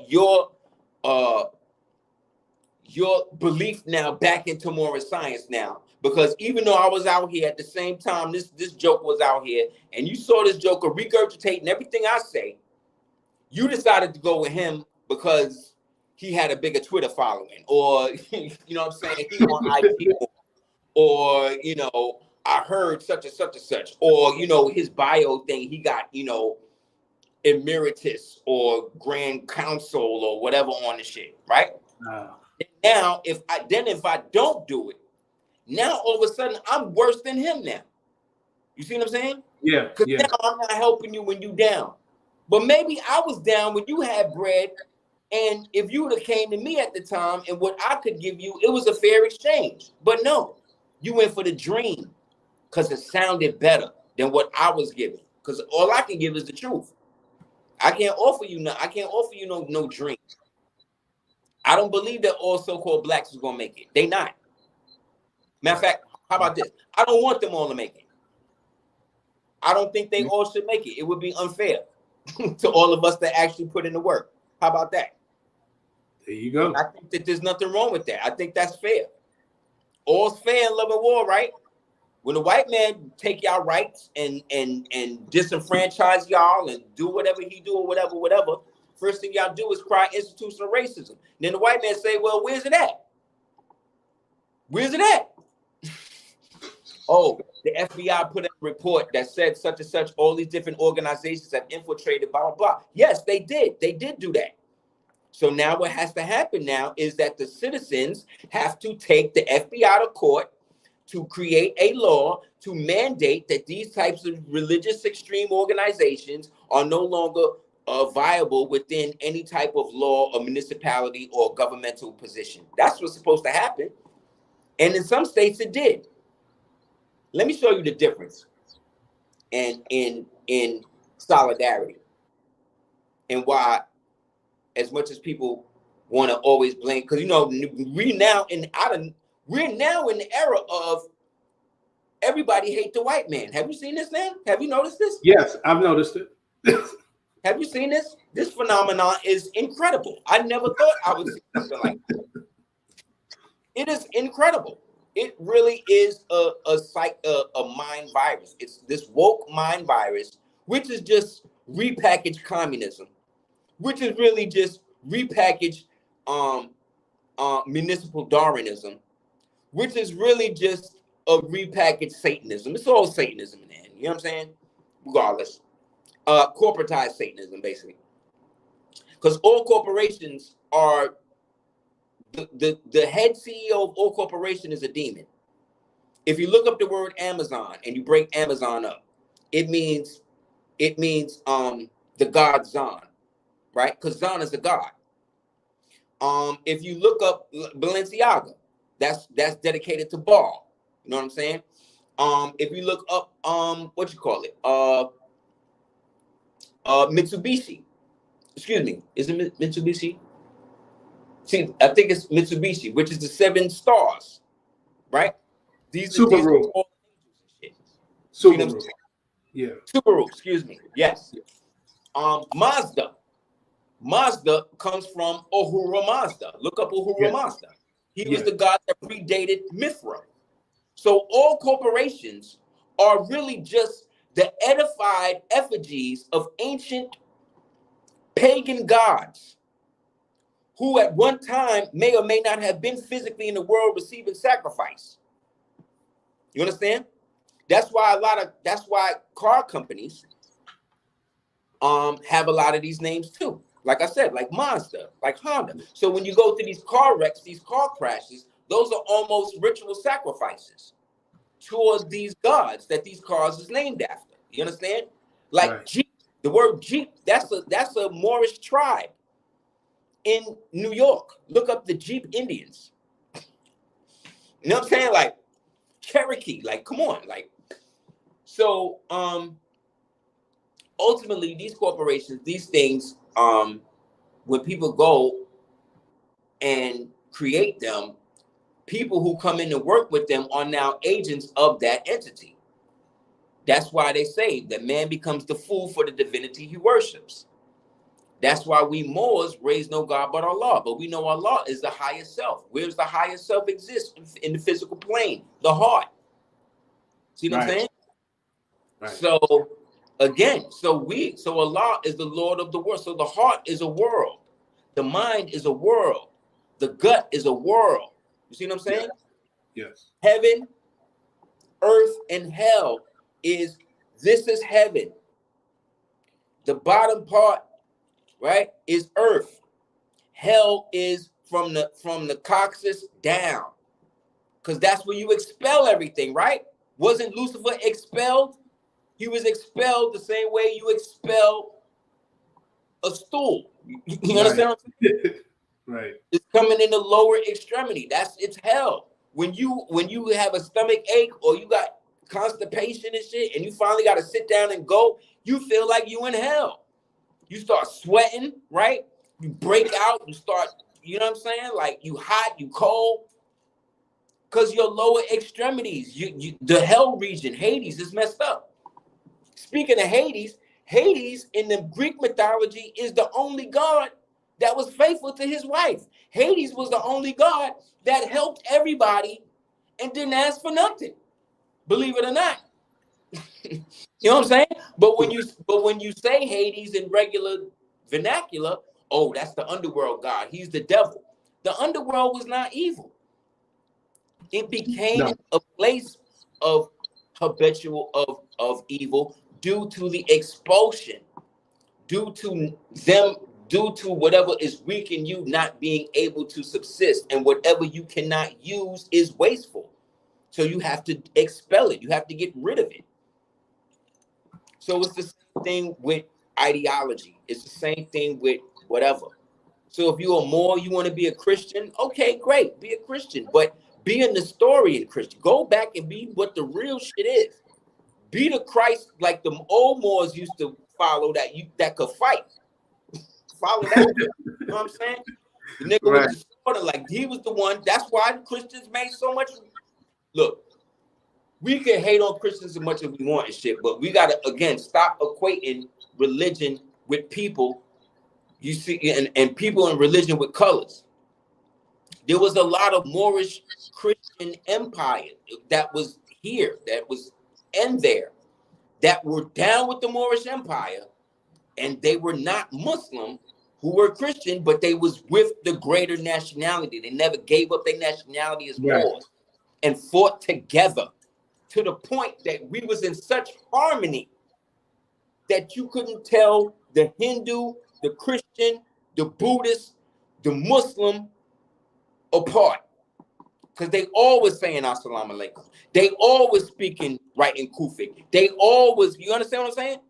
Right. Yep. So you could be whatever you want, man, but just don't be the fake shit. Be the real shit. Be the stuff that actually is going to bring about change in your life.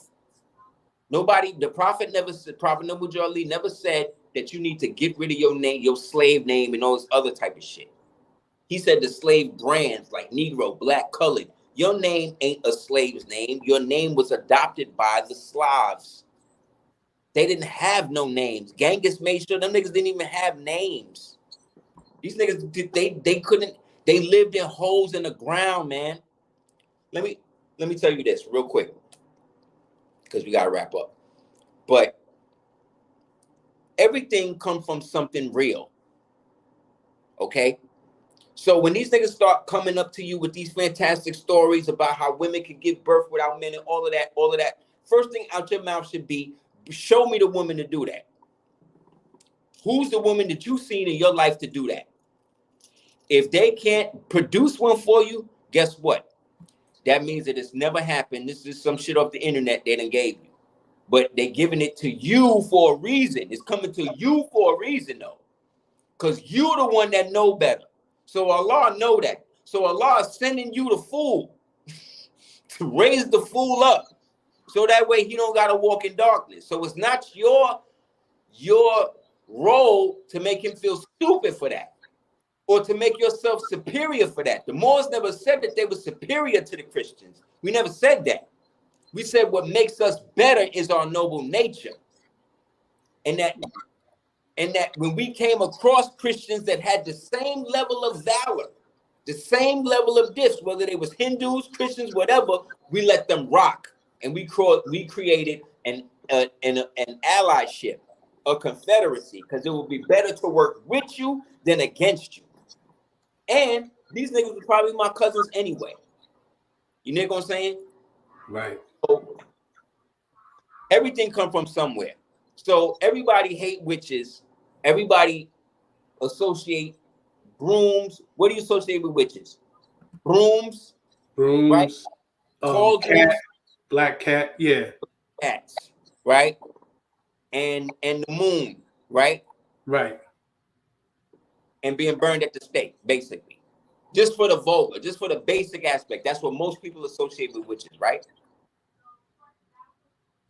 The reason why people look at them like that was because of the circumstances of the Dark Ages within itself. Remember, the only light in the Dark Ages was the people who had knowledge of self.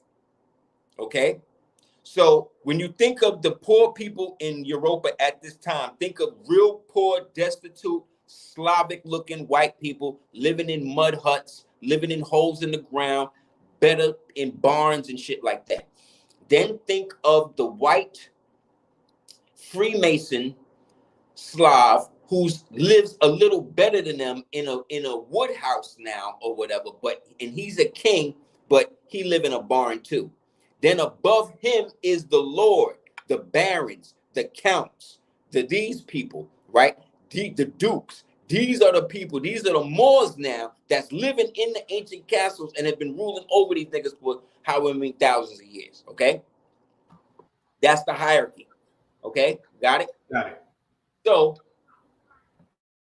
these people were so dirty that they was dying of dysentery and shit because they couldn't cook their food properly, right? Because they didn't even have fire. Some of these niggas didn't even have fire, okay? This is how behind they was. So it wasn't until George came and took pity on some of them that he allowed them to have a degree of Freemason, a degree of civilization, which is what Freemasonry was for. It was to educate the dummies into esotericism. The same way you would talk to children with fairy tales, which are allegories of real stories, right? So this is what we gave them because we're the real ones. So after 35 to 50 years, a crop of them is good to do with that. So now we free them and accept them as quasi nobles, esquires, right? Now you can hold my shield, you can hold my water, you can hold my crap bucket. You could dump my crap bucket after I finish with it. You know what I'm saying? This is the role they had. So because of this, they became a little bit more enlightened. And so what they would do, they created what they call orders or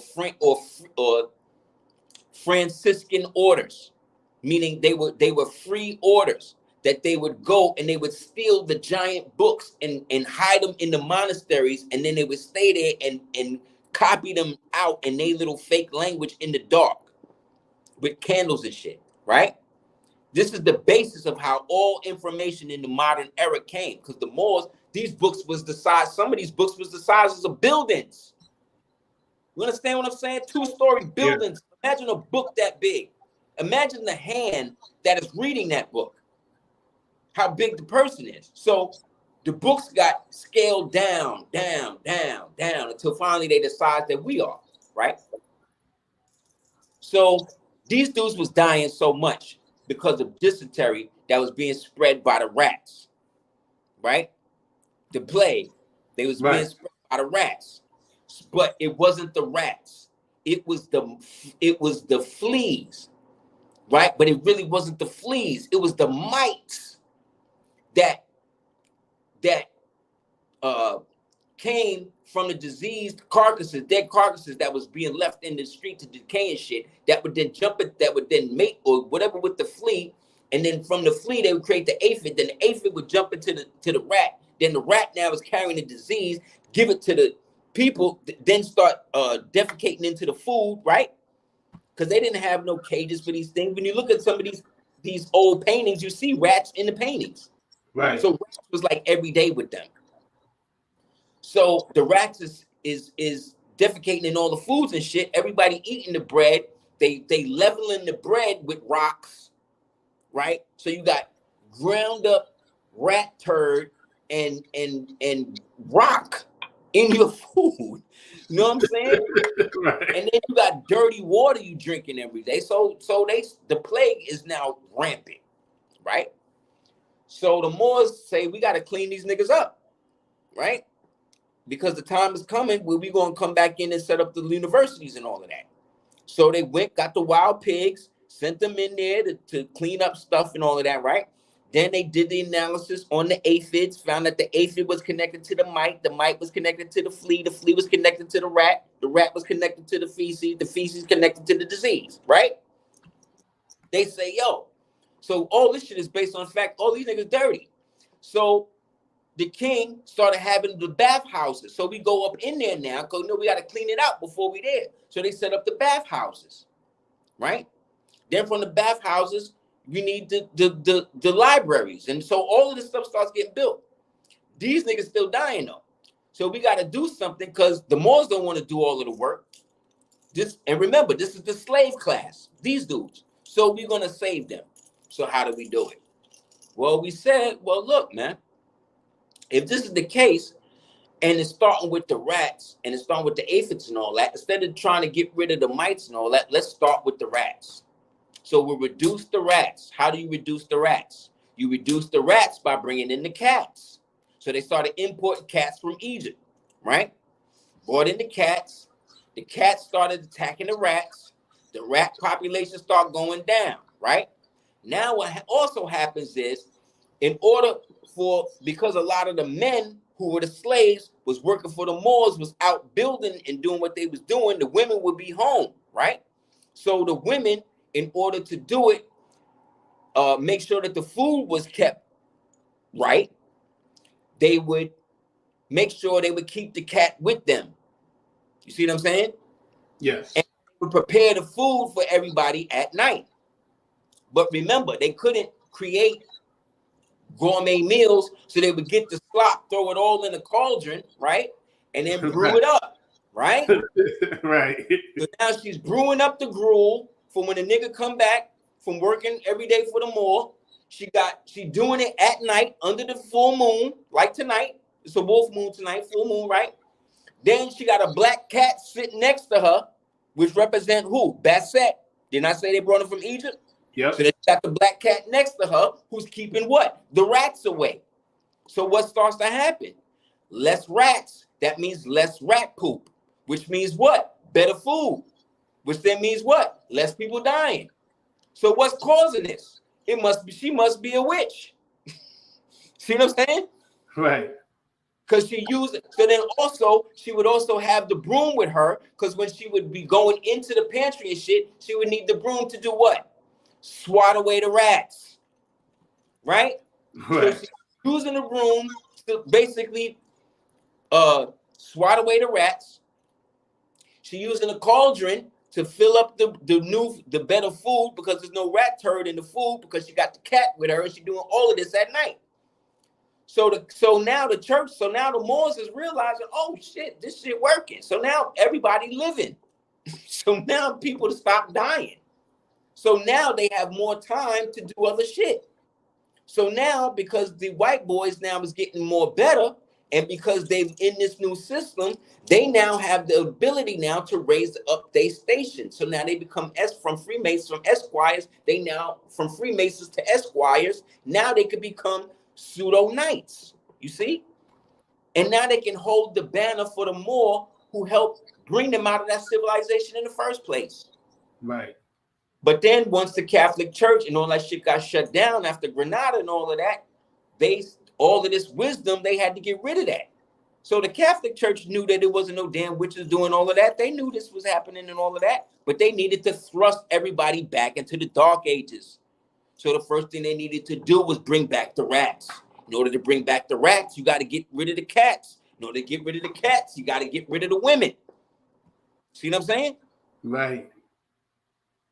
And so to this day, what happens when women get old and they alone? What do? Get a cat. Right? Yep. Yep. And the cat does what? The purr of the cat sends an electromagnetic frequency through your body. Right. That actually helps heal you. That's why they bring cats into old folks' homes to help them, help rehabilitate them and keep their spirits up. Mm. So again, this is where witches really came from. And again, the Moors is again always behind all of these stories. Who's there? A Moor. Right. There's always a Moor at the beginning of it somehow. Not an African, not an Egyptian. You see what I'm saying? Right. But a Moor. So it is what it is, man. So again, so imagine now. So then years later, after the Renaissance, now here come that old Egyptian charlatan shit that they was pulling on the old Europeans when they was Macedonians. Now here go the witches. Now, hey, I'll tell your fortune. Hey, I'll do this. Hey, I'll do that. You see what I'm saying? They start playing it up to get money. Yeah, yeah. It's something because you realize where all this started from. Like you said, the Moors are always involved with all of that. That's it. That's it. Bro, and that's why they hate. Because we could always take my finger and show them more. He was involved somehow. Always. Name anybody. George Washington. Oh, the Baron de Cameron. Oh, his great grandfather married to George Washington, aka George Weston, great grandfather was a French Huguenot Moor who was a turbaned, diadem wearing, earring, Huguenot French Moor. You know what I'm saying? His grandfather. So what that say about him? So I was telling niggas, George Washington wasn't white. That nigga that you see, that's not him. None of these pictures that you see of these people they showing us is white people. Those is people they just picked up off the street after Reconstruction, took their pictures and said, this is what we're going to go with. Put that shit in the archives. The real picture of these niggas is in the National Archives and in the National Freemasonic museums. That's where you see the real pictures of Andrew Jackson and all these people. Half these pictures they done showed you of black people, and half these pictures they showed you of white people is reversed. The nigga they show you is Booker T. Washington is really Teddy Roosevelt. The nigga they show you is old Frederick Douglass is really Rutherford B. Hayes. Like, it's crazy. None of it's real. All of it's fake. Robert E. Lee was a black man. Like, the head of the Confederacy was a black man. But they got us thinking that white mean European and European mean Caucasian. And that's why we losing. We still think that. Black people today still bleaching their skin. Black people today still wearing blonde wigs. Black people today still worshiping gods that have nothing to do with them. Why? That don't even look like them. Why? Why? Because they don't know themselves. No. So they could say, hey, I got you from the moon. What you gonna say? You're just gonna become a Moonie. You're just gonna become a Moonie. You're just gonna start worshiping the moon. Like, that's what they do, B. And we would be maladapted to constantly try to beat in the head a foregone conclusion. At this stage in the game, I think whoever got it, got it. Whoever don't. And stop trying to convince niggas that they anything other than what they say they are. What they say they are, accept them as that. If they say they Indian, let them be Indian, man. If they say that they, non-binary, trans, whatever, let them be that. Be that. Support them in being that. Just when it comes to them weaponizing that shit over you, that's when you need to stand up and do something. Outside of that, let them put it to the ground, man. Let them believe what they want to believe. Let them think that being fat is somehow fighting racism like they're doing now. Let them think that Lizzo, who just did a TED Talk on twerking, she did a TED Talk on history of twerking, left out the 3 black sisters that actually set it up, and then afterwards gave $100,000 to Planned Parenthood to kill more so-called black babies. And that's y'all queen. That's who y'all love. That's who they want y'all to be. And so-called melanated women, they're running all of this on your back. So whatever they want to co-sign, they put a black woman in the face of that shit. And she will co-sign that and be the face of it. So the black woman has now become the face of abortion. She's become the face of broken homes. She's become the face of single motherhood. She's become the face of the divorce rate, more divorce rate, all divorces in the so-called black community. They're the ones, 70% of them are the ones initiating the divorces. They're also the ones who are the most educated, right? They're also the ones that are basically running most of governmental agencies right now. You got whole towns that's ran by so-called melanated black women. That ain't bringing crime down. Haven't reduced the level of black men getting locked up in these counties. None of that fixes that. But if you do the demographics with other ethnic groups, when Hispanic people come in and they, after a generation, start getting into politics and stuff like that, the more they enter into it, the crime in their communities actually goes down. When so-called black people become a part of political establishment, municipal institutions, federal situations, the crime rate in their communities go up. How does that work? It works because before you anything in that society, you are represented by what order sponsored you to get you there. So whether it's Jack and Jill, whether it's Boulay, whether it's Scottish Rite, whether it's Prince Hall, whether it's Eastern Star, whether it's Mechanics, whether it's whatever it is, Rosicrucian, whatever it is, it don't matter. It's something that ties you to the secret so they don't have to worry about you actually being a Moor. It benefits them that you're not this. So if you don't like Moors for no other reason other than what you've been told, keep that up. We don't need you either. Stay on that side. I'd rather people not declare their nationality if they're going to mess it up. I'd rather you just stay what you are and let's just be allies and work like that. Don't try to bring the same bullshit that you're doing over here, Africa Bambaataa, trying to create the Zulu Kemetic Moors and shit after you done destroyed thousands of lives, right? And put a black guy in the Zulu nation forever. Like, I'm the one who did that, if nobody don't know. I'm the one who stood up in the lecture and was like, nah, you're not doing this. You're not going to take the Moorish movement and then put this shit with it. It's going to be one or the other. So much so they buried the tape. So wow. You had to be there to know. But there was a lot of people there that's doing lectures, that's on YouTube and shit today, and they remember. But they ain't going to talk to y'all about it. Because like I said, man, I've watched these guys from the beginning and females from the beginning, from when I came into it. Before YouTube, when this was on videotapes, y'all, on VHS tapes, when it was on cassette tapes, I used to listen to lectures in cassette tapes with the Walkman you used to have to put on your head. You understand? Right. Half these niggas was out here trying to get rap deals, record deals, movie deals, and all this other shit, and then want to come to us, talk to us about our history. And now, years later, now come back trying to regurgitate the shit we've been telling y'all, man. Nah. Real. That's real. That's real talk. That's real talk, brother. So, yeah, absolutely. I just want to say that you done dropped it more. I know. Look, every time you get on, you just tell it like it is, and that's that's one of the things I respect about you so much is because you tell it like it is, and at the same time you carry yourself in such a way where you understand and comprehend that it ain't all about imposing, like you said, a dogma on anyone else. right. You know what I'm saying? Because I can tell as someone who gets into the esoteric knowledge and stuff, I can tell when another brother or sister is like that.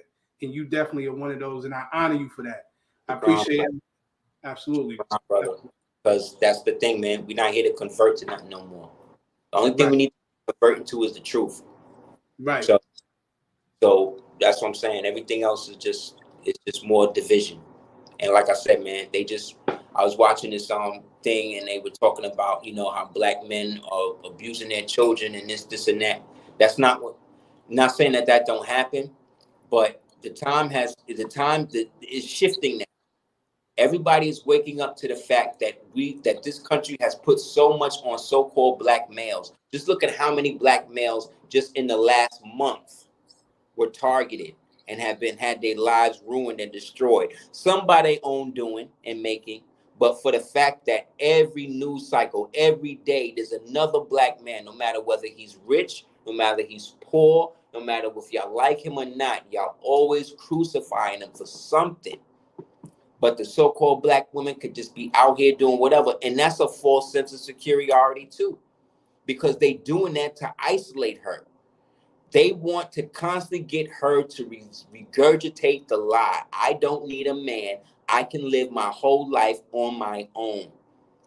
Because what that says to the predators that's listening is she's alone. She don't have nobody. She open. I can do what I want with her. You understand? And they do. But the stats as it stands now, the people who are abusing, at least, again, I'll send you the stat after so you make a post it if people think I'm hating. But they done came out with the stat that said the people that's aborting the most people and the people abusing the most children, they done put it on the black woman now. So whether that's true or not, don't get upset at me. Get upset at the statistics and the statisticians that have basically put all this together. Because whenever the stats is in their favor, so many black women have graduated college. Many black women are this. Many black women are successful, and this and that. There's no problems. But the minute it's something to actually hold them accountable for their shortcomings, that's automatically going to get shut down by the algorithm. Because this whole thing functions on the ignorance of women and their own power. A woman's power is in being a woman, period. The minute she tries to be anything else, she's powerless. Facts. Your mother, and anybody can attest this, your mother was God to you as a man. Right. Until that day that she revealed herself to be just a woman. You remember that day. Every man remember that day. See, women don't know about this. See what I'm saying? They don't know. Yeah. The closest they have is, unfortunately, is when something happens where their father or they're either not there or he's like abusive or molestive or something like that. With men, it's different. We listen to our mothers and do anything our mothers will kill niggas for our mothers, but it get to a day where she do something to you as a man that reduces the mother thing to her, and you start to see her as what she is, a woman. You understand? She'll always be your mother. Right. However, that does not negate the fact that she still is a woman, and women are fallible when it comes to their ego. And if you can manipulate a woman's ego, you can control the world. You understand? So the way, how can we prove this is true? We can prove this is true because every feminist argument that has ever come out, they always say, well, in a matriarchal society, this would have never happened. Really? Name one matriarchal society. Name one. You can't. Don't say Cleopatra, because that was from the Ptolemaic period. And we're actually closer. Cleopatra is actually closer to me in time than Cleopatra was to the pyramids in time. So no, you talking about somebody modern. I'm talking about, you're saying that matriarchies, everything was perfect and nothing happened. So if that's the case, where'd they go? Where they at now? Name a society that was solely built by women. Never. You'll never hear one because they don't exist. They don't exist. You know how women build societies? By being women. There you have it. That's it. By being women. You build a society just by being a woman. What does that mean? You have babies. That's it. That's it. That's all you got to do. Nigga, imagine if that was your only job, my nigga. Imagine right now, if all you had to do is just sit there and have a baby. That's all you got to do. And you are revered. You are put to the front of everything because of that. By a nigga you helped create. But the thing that came out of you is now raising you up to the pedestal for having it. And that's all you got to do. How is that a bad thing? How is that? Exactly. Exactly. How is that oppressive? They made that a bad thing. Yeah. How is it chauvinistic? How is it misogynist to say that all I want you to do is have babies so that way we can have a better society? And I will do everything I can do to make your life as comfortable as possible while you do that. Who would not want that deal? What are y'all talking about? How is it that this deal has worked for 385,000 years? You hear what I'm saying? Because that black man didn't birth himself. You understand what I'm saying? So we've been getting along way longer than we haven't. But now, because we've been fighting for the last 2 days, which basically represents 245 years, now all of a sudden you just going to just not have it. You just not going to be a woman now. Okay, what are you going to be? A boss bitch, a bad bitch, the baddest bitch. You see what happens when you stop being a woman? You see what happens? Just like when you a man. Yep. What happens when you stop being a man? I'm a thug. See what I'm saying? I'm a thug. I'm hard. I'm a real nigga, right? I'm a stepper, right? I'm a savage. You're right. You're a stepper. I'm a savage, right? See what happens when you stop being a man? Because when you stop being a man, you become a human. And a human is a monster. So once you're a human, you can do anything. What was Kanye West? What's Kanye one of his biggest records? Monster with Nicki Minaj, right? Yep. Fact. And I hated the record. I thought it was shit. But hey, they love it. But my point is this. Who's making the record? You got monsters making records about being monsters. That's what I'm saying. Because them ain't men. Them ain't women. You're a man. Right. Your queen is a woman. Your mother's a woman. Right. Your brother is a man. Your uncle is a man. Your father is a man. Your mother is a woman. Cardi B is a bitch. I'm not calling Cardi B a bitch. Right. I'm saying that Cardi B is a bitch because that's what she identifies with. Because she That's don't what she calls identify herself. with being a woman. She identified with being the baddest bitch. She identified with being the bitch with the wop, right? Right. I'm not calling her that. That's what she call herself. Facts. Meg is not a woman. She's a stallion. Male horse. Jay-Z is not a writer. He's a biter. But he's bitten so much that he's seen as a writer. You see? Right. Because the devil, because when you open yourself up to evil like that, it worked for you. Evil works. Evil is efficient. Evil gets shit done. Evil know how to flip it, how to spin it. Good only know how to tell the truth. You see? So a lie can be anything in the universe, in the multiverse, except the truth. That's why the truth will always be better than the lie. Yep. But black women don't want the truth. Black men don't want the truth. They want the lie. So the white man give them the lie. But the white man is giving them the lie that he helped perpetuate them create, because that was the lie that we gave him. And now he's giving us the same lie. So that's why I equate Freemasonry to Freemasonry is this. If you have a baby, imagine having a baby. I've given this analogy before, but imagine having a baby, and then you train the baby how to potty itself, how to go into the diaper and all of that, right? Then in order for you to see if the baby understands this, you put the diaper on, and then you get the baby to change you. That's Freemasonry.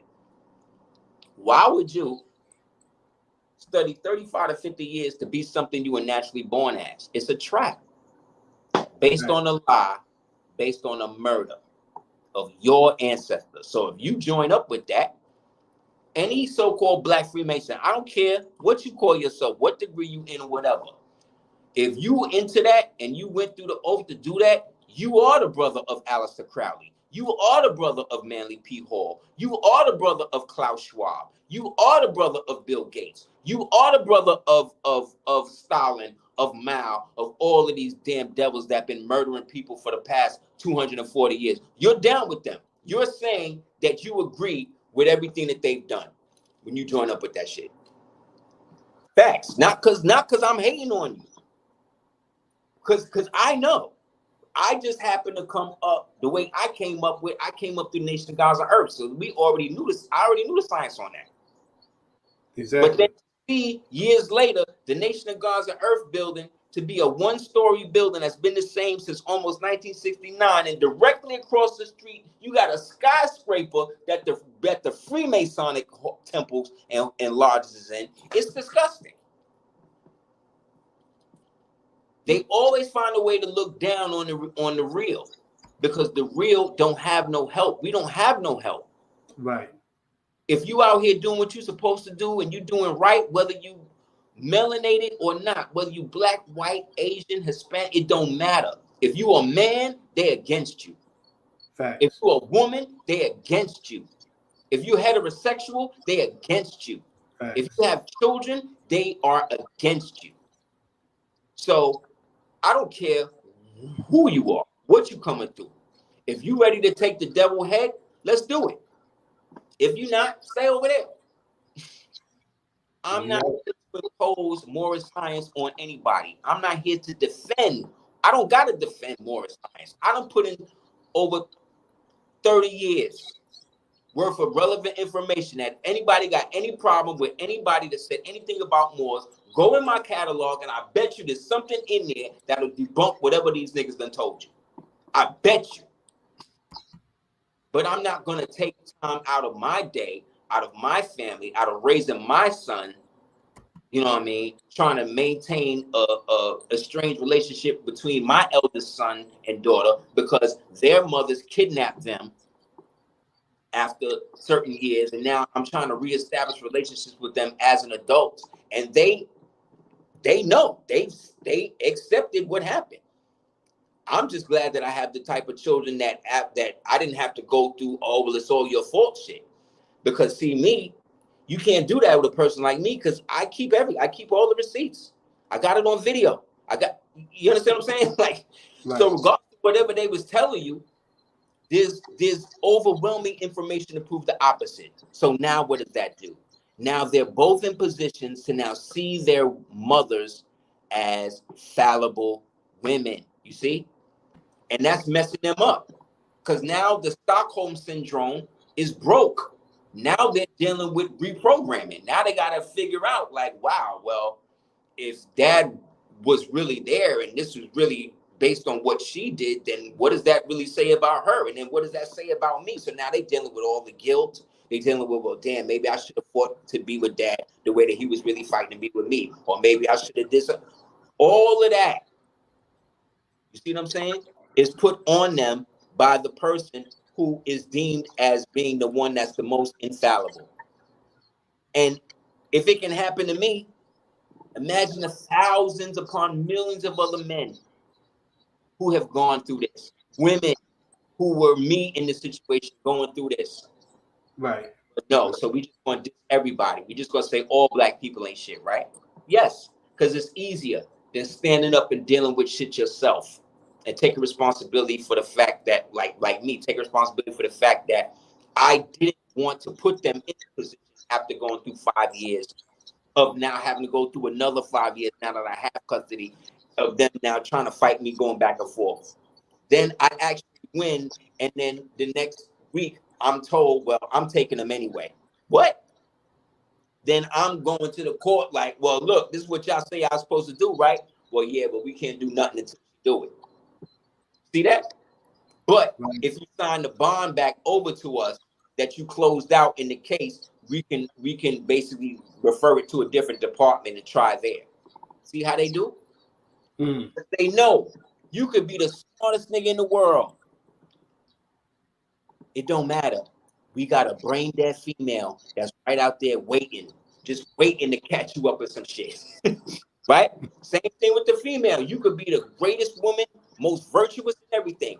They got a piece of shit nigga out there just waiting, just put him in your life, and then just throw you off. And then now you just done sworn off black men. Now black men, you just done sworn off black women. Who benefit from that? Every other race on the planet but us. But us. But us. Yep. I guarantee you, China come here and invade tomorrow. The West Indians can go back to the West Indies. They ain't got to pick up a gun at all. The Koreans can go back to Korea. The Chinese go back to China. The Scottish people, you're going to see people running from this place. You know who's going to be left? The black man, the so-called black man, the so-called black woman, the poor white man, the poor white woman. That's going to be the only ones left fighting to save America. Watch. Watch. Watch. And you know what's going to happen? They're going to win. Then the real fight going to start. Then the real fight going to start. Then it's really going to be that. Because then it's going to be who is the good or evil amongst them. Allah, I'm telling you, Bill Gates done already put out when the new pandemic going to come through. Going to come through going to come through January sometime, 2025. So get your shit ready. So he giving you time. He giving you time at least. But guess what? Time never was when man was not. That's right. There never was a time that time began. For surely if there was a time that time began, then surely there would be a time that time would end. Which means this nigga is not going to be able to do nothing. These niggas going to come out with it's going to do the exact opposite. Everything from 2012, I told y'all, everything they've been doing for 2012 to get ahead is going to be revealed almost as soon as they do it. They ain't going to be able to get nothing off. And I'm right. They haven't been getting it. When the last time they put some shit out that y'all believed? 2012. That was it. That's it. After that, all bets is off. After that, all fan loving war. After that, they done put y'all niggas into the video game. I told you when I did Science of Superheroes, available at AseerTheDucateers.com. They was going to create super villains for y'all to follow. And they're going to use rappers to do it and literally put y'all inside of comic books. What's the #1 movies in the world? It ain't dramas. It ain't science fiction. It ain't fantasy. It's what? Superhero films, right? Yep. And what did they do? I told y'all. I said, superhero film going to kill. There's no movie stars left. You realize the only movie star left is Tom Cruise? That's it. There's no movie stars left. He the only left. Why? Because he's a garden Scientologist. Because he got a religious society behind him, nigga. You can't pull in on Tom Cruise. And Tom Cruise had the best movie of 2022.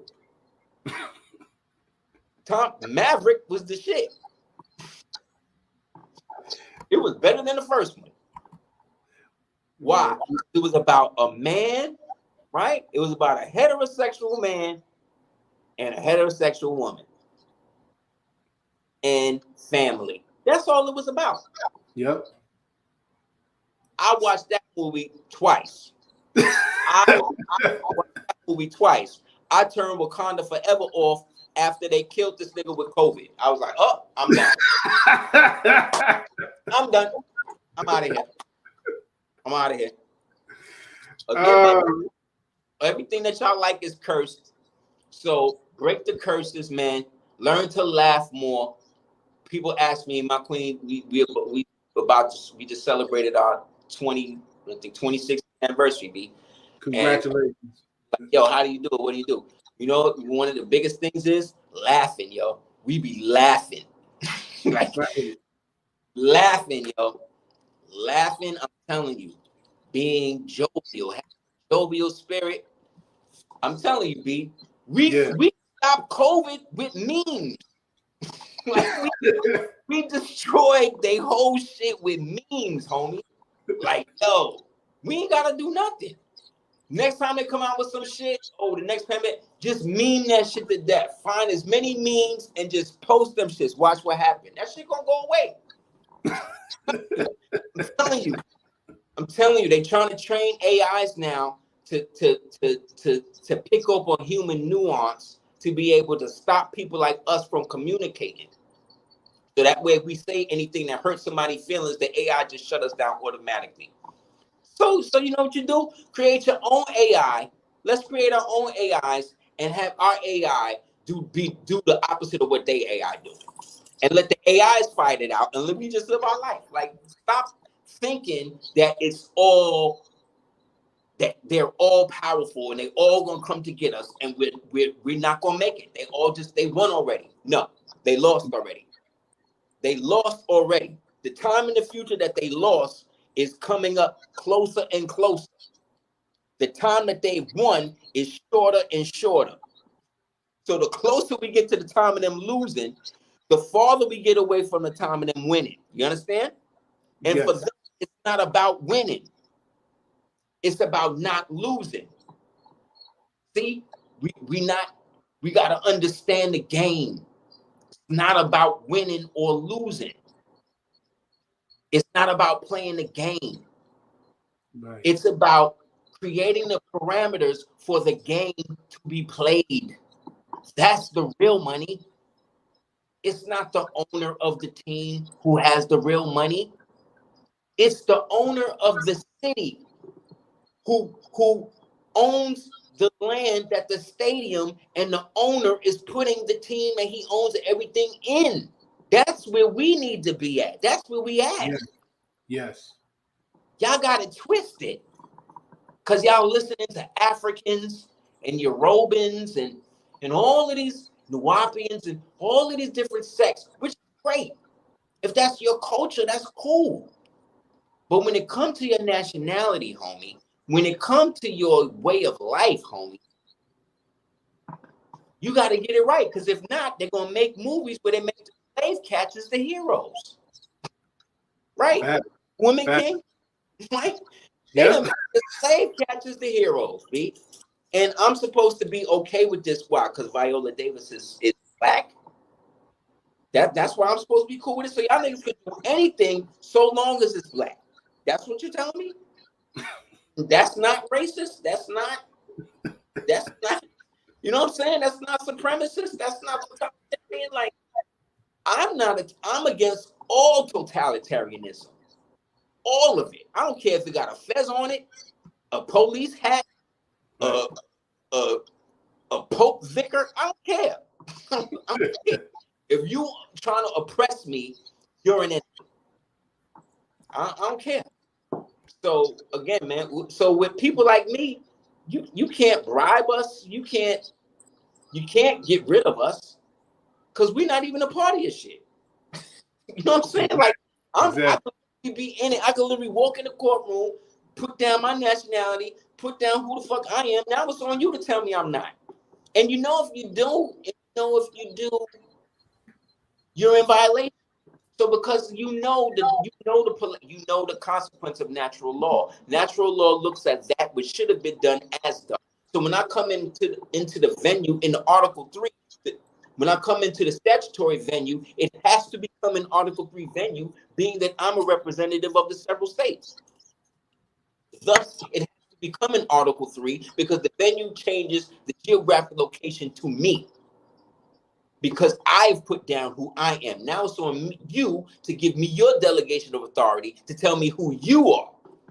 And if you're not from this, based upon these so-called statutes and codes that are indemnified behind this so-called constitution, I can use that to bind you.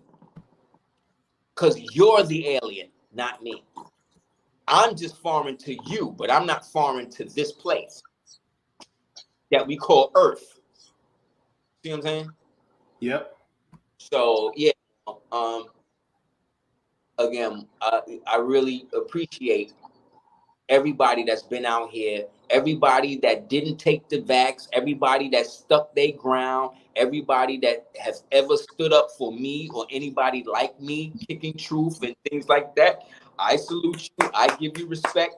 I thank you, because without you, there would be no progressive. I would not see the work that I've done progress as long as I have. And it's not always about receiving the pat on the back, you know what I mean, in the public. I know what I've brought to the community, just like the community knows. So I don't got to constantly come on here and tell y'all and remind. I don't see when you got to constantly remind people. Mm-hmm. People are not coming to you like you honored me and told me, like, nah, I've really been seeing how you move and shit like that. That's why I could say this. You see what I'm saying? Like because I was put here by the people.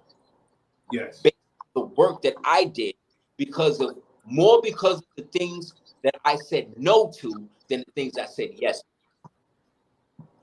Indeed. Indeed.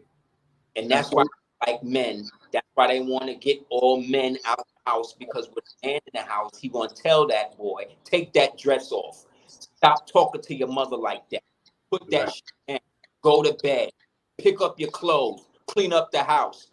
Cut the lawn. Take out the garbage. See, they don't like that. They don't want no man to do that. Because they don't want to even do that. The female don't even want you to do that. They don't want to do that themselves. Right. And they definitely don't want to be around a man that has an expectation of them. Oh my God. Don't have no expectations. You're supposed to just take whatever we give you. You're supposed to just take anything. No. When so-called melanated Moors, so-called black males, melanated males actually have standards, say, no, I'm not going to take that. No, I'm not going to have sex with you. No, I'm not going to allow you to exploit me. You cease being black. That's why they get so surprised. Because right before their eyes, see, you don't know how you look. Beauty is in the eye of the beholder. So you don't know what you look like when you start kicking this type of shit to them. So you start talking and you just giving your spiel, and you not realizing they stepping back and they looking almost above your head like, yo, because you don't know what they see. They may see, like one time I did a reading, one of the last times I actually got a reading from an old spiritualist lady that used to be out here, old Madrina. And I went in and she was telling me the reading and all of that. And she was kind of like this, like she was talking to me, but she was kind of like this, like. So after a while, I was like, yo, why you have, is it a problem? Like, is it my breath? Like, what's wrong with, why you not looking at me? She said, it's not that. She said, it's not you. She said, you know, your reading and everything is thing, but it's just kind of hard because there's a giant jet black, I can only say like an Indian, and he's like right above, he's like right around you, and he's really watching me and what I'm saying. So I'm really trying to make sure what I'm saying is correct. I was like, word? She was like, for real. And for the rest of the reading, like, it was like, so imagine, and I was like, ah, that's Black Hawk. Because I had a Black Hawk thing in my crib at the time. So that's what I'm saying. Like, spiritually, we are so powerful and so magnificent. Like, original woman, original man is so beautiful, is so magnificently opulent that you appear dull in this reality. You understand? That's how magnanimous we really are. That's why these niggas used to have to cross the street when they would see us coming. That's why they would literally defer their eyes. Some people would literally, some cultures, they would bury their head in the sand when the Moor with the fez walk by. Facts. This is not a joke. This is for real. A friend of mine just went to a thing and he met an African chief out there. He's a Moor, and he was in there with his fez on. And the chief, while he was sitting in there, he had his constituents in there. The chief asked him to come back and talk to him later. So when he went back and spoke to him, the chief was like, yo, I didn't want to disrespect you or whatever. He said, but you know what you're wearing in the crown that you have on, that's a sign of rulership in my country. So my people were kind of confused. They didn't know if they should be bowing to you or whatever. So I wanted to talk to you behind, like, what's going on? Who are you? Like, what is the name of your clan? Like, blah, blah, blah. Jet black African talking to the Moor like this. So he got on his little black fez on. The Moor got on his cherry joint on. It's like, oh, well, you know, I'm a Moor and Moorish American and blah, blah, blah, blah, blah. This dude about to do major business with him, just off the fact that kings recognize one another. And my grandmother always said, dress for the job you want. So if you are a Moor and you know that that's your inherent value and whatever, as you get into it and the more comfortable you feel more comfortable in whatever habit and expression that you want to do that with, within reason. You know what I'm saying? Absolutely. Because that is what allows you to take yourself out of the present jurisdiction. Because if you're walking down the street and you got on the black turban and you walking with your friend and he got on the black cap on, and the police run up and they say they looking for somebody with the black hat, who they gonna take? They gonna take him. Take him. They taking him. They taking you. Because his clothes say that he's on the team. He down with the team. Your clothes say that you from somewhere else. Now, many times people have come to me and say, yo, where are you from? Right. You know what I'm saying? But if I was dressed, you know what I'm saying, the way that they expect you to be dressed, they would already feel like they know. Yeah. And one thing people hate with melanated people in this country is not knowing how to identify you. What type of nigga are you? They do not like that. If they can't do it, you say you black and you say you not, what? Just like I said, what Zachary Howard was saying, the Egyptians was black, they wasn't melanated. He's just using black as an anthem because of the criminality put into law about it. But even with that, even with the criminality of it being seen as a crime or whatever, there is still no law on the books anywhere in the United States that says that black people are barred from doing anything. In actuality, the laws say the exact opposite. So any law in your benefit is for your benefit. You understand? Right. Regardless of what. On a battlefield, if your gun jams and you see another gun on the ground, you're not going to pick up the gun on the ground because it belonged to the enemy. No, you're going to pick up that gun and the other gun the enemy had. Matter of fact, you're going to take as many guns from the enemy as possible You understand? To keep him in his position as the enemy, to keep yourself alive. So why would you not do the same thing?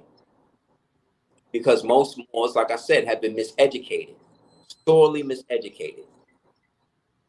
Just because you are Moor don't mean that you got total knowledge of yourself. Just because you got money don't mean that you know smarter. You know what I'm saying? Right. Exactly. So yeah. Definitely more. Well, yeah, well, I see the chat. Everybody here is definitely embracing what you're saying. Lit. Islam chat. Thank you for holding me down, man. Islam. More. I appreciate always your time. More, you just went in and you've given me you giving all of us more than than we. You always give us more than what we expect. But in a good way. You know what I'm saying? Like you give it your all. That's what I love more. So definitely everybody support the brother. The links that I posted up earlier, they are in the description. Go to his website, go to the Empress website, support him. The Gumroad site that has a lot of your documents with your videos and stuff, right? Yeah. So the AseerTheEducators.com website has a lot of the older stuff going back to the video era. Then Gumroad has a lot of the present stuff, classes from the more modern era, digitized joints. So you would type in www.gumroad.com, type in Aseer in the chat, and it'll come up, and it'll take you to my page on there, and that has that. Then YouTube has stuff going all the way back, I think, to 2008, and what else? Pretty soon I'm gonna have my own app, the ADOT app, so people will be able to get that, and then it'll have a whole bunch of stuff, my stuff on it, a lot of the study materials, PDFs and stuff that you'll be able to get and all of that. So it'll be on the App Store. You'll be able to download that like any other joint. As well as our entertainment company, Superhero Studios, under Morally Correct Mediums. I'm gonna have a website, darkskull418.com or ds418.com. That's where the whole, basically my version of Marvel and DC, that's where all of that's going to live. So I'm going to be having the books there, the comic book novels. It's going to be a comic book novel, which is different than a graphic novel, because I want to promote literacy and get people to read books again. So it'll have pictures in it, but it'll be written almost like a book. Yeah. So we have that. We're going to have the digitized version, the hardcover version. I have a great artist, Mashindo Kumba. Big up to him. He's been doing the art. It's looking phenomenal. The reduct of the colorized and revamped version of Dark Skull 418, as well as the prequel to that, and some of the other novels and stuff that I've been writing over the years. I'm gonna have that on there, so that way we can eventually parlay that into cartoons, movies, toys, and take back what we need to take back. I'm tired of talking about it. I'm tired of people making videos about what's wrong with the shit. Let's do what people like Eric July. Big up to him, Eric July from the Rippaverse. This brother created something called the Rippaverse, a comic called Isom, and it is a great book. And he did it basically all by himself. He done raised over $3 million off of that through his own marketing, without even extra marketing, with the machine hating on him, with PayPal trying to seize $1 million+ racks from his account, all because they don't want his heterosexual non-GMO soy-based comic book to come out. That is actually what we need. So so anybody that's tired of seeing superheroes turn gay and just made the Joker pregnant, like all of this is communism. All of this destroying anything that you used to like, making it whack, watering the music down. All of that is signs of communism. It's all communism. And communism is about rotting the country from the inside out. Satanism is just the spiritual aspect that they're using to couch what they're doing with it. And under Satanism is all of the pagan cult shit and all of the Freemasonic orders that they think is serving the one main devil. Because the main one devil that they serve is everywhere, but can only be in one place at a time. You hear what I said? He's everywhere, but he can only be at one place at a time. So that shows you the limitation of the devil, and that the devil is really everybody that works for it more than the individuum of itself. So as we close out, what I want to say was solidarity is where it's at. Last week, 215 motorcycle bikers were all let go by the federal government after being locked down for 2 years because they was in a shootout with a rival motorcycle gang that was trying to kill each other, in which 9 people wound up dead, 27 people was injured, $350,000 in property damage. So they wound up arresting both sides of the gang and locked them niggas down for 2 years, 215 of them, and not one person flipped on anybody. And they were enemies. They were enemies, and not one person flipped. So they had to let all 215 people go, despite the bodies, despite the drugs, despite the property damage, despite the wounded people, despite the wounded officers, despite the judicial system and the bonds. Nobody flipped, so everybody went home. This nigga Gunner got locked down for less than a year. And everybody sung. Yes, ma'am. And everybody told. Everybody's telling. So you know what that says to me? That says to me that that something has happened in which now the white boys is in the position that we was at, and now we in the position that they was at, because we is acting like them and they acting like us. Do you understand what I'm saying? 200, you know how much money that is they lost? You know, each one of them niggas now can file a lawsuit against the government and bankrupt the government, just that little group right there, which they said that they talking about doing. These niggas talking about hiring Dershowitz. You know that commie is with destroying the government. He with doing whatever to make these niggas look bad. So that's what I'm trying to say. They trying to destroy your country. They're trying to make all of y'all communists by turning y'all into by using black girl magic. That's what they doing. They trying to make y'all communists by using black girl magic to do it. Same way they was giving out free weed for COVID shots. Remember all that? Oh, man. So yeah, they doing whatever they could do to convince you that their way of life is going to be here. And it's over. It's already over. Yeah. So America has now separated from the United States. So the Civil War will be those true so-called Americans, which is a multi-ethnic situation now. We're the originals, no doubt. Right. We're not, you can't be so thing to say we're the only so-called Americans now. It's just the case anymore. Because our ancestors opened it up because they got so dirty with each other, they had to start trusting other people. And those other people, the ones that didn't get corrupted, you see what I'm saying? They wound up having to do the same thing. So now at the close of this society, they got to issue in something else. So whenever they reach the end of their lease, everything reverts back to the original owners, right? That's what we are now. That's what we are now. That's why all of the comic book movies suck. Because all of the original characters, the rights are reverting back to the original owners based on the 35-year rule. After 35 years, your copyrights go back to who created it. So they want to be able to use it, but they don't want anybody else to use it after them. So we'll destroy Superman and make him gay.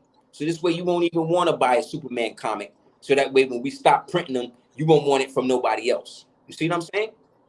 Yep. So it has nothing to do with diversity. Anytime they talk about diversity, equity, inclusion, economic or ESG, economic social governance, all of that's communism. All that's communism. And anything communism is bad.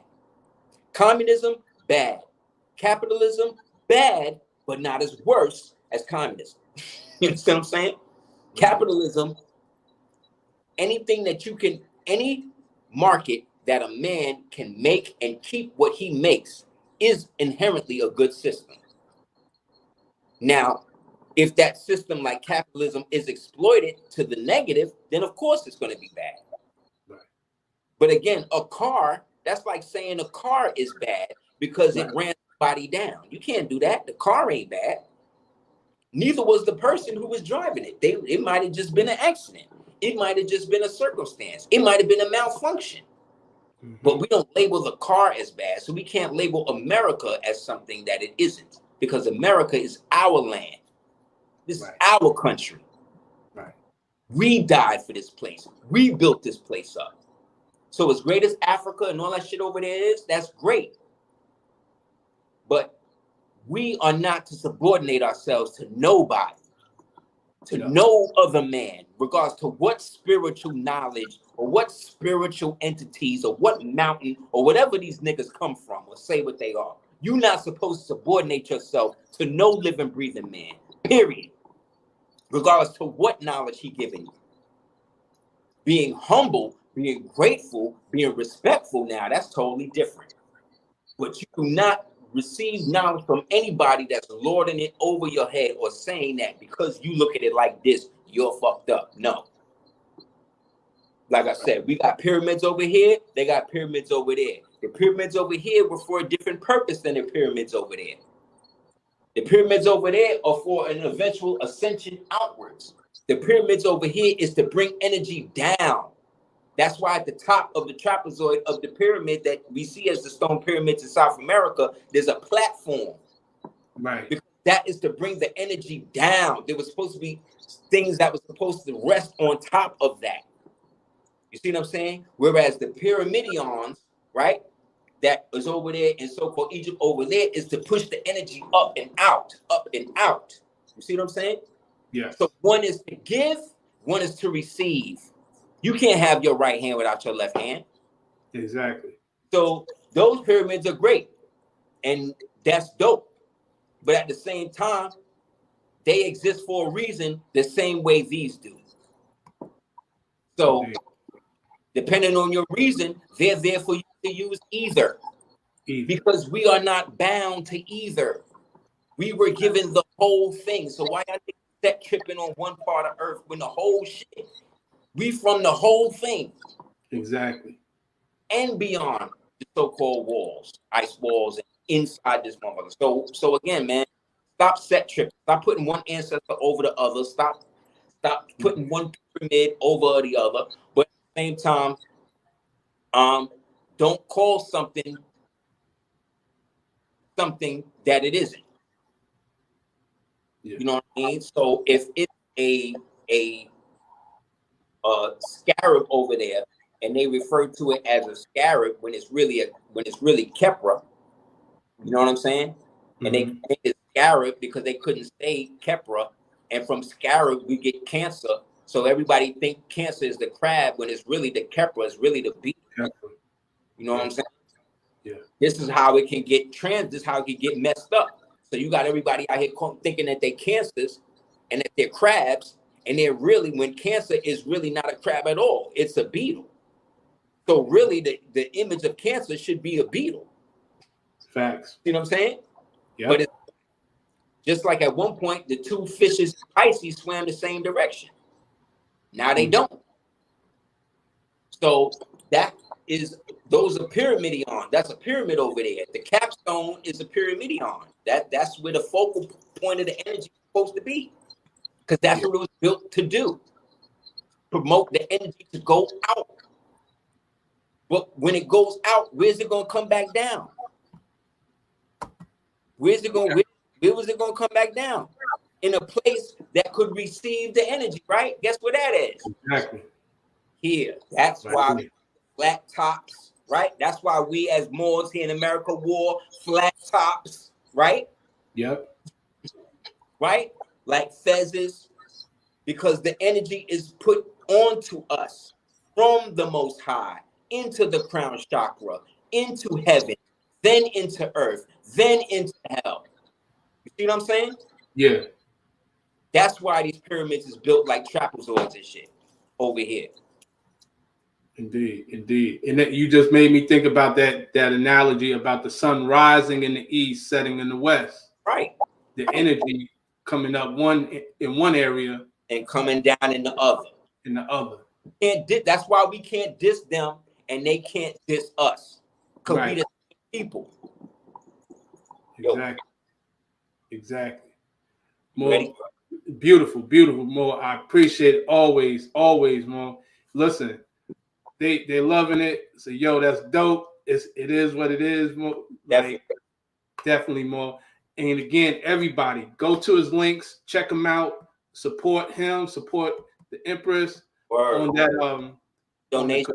Really appreciate it. It helps me get this thing together because again, I don't have no extraneous team other than the Moors I work with in private, and I would never put them out there like that because I don't want them to get targeted because that's what they'll do.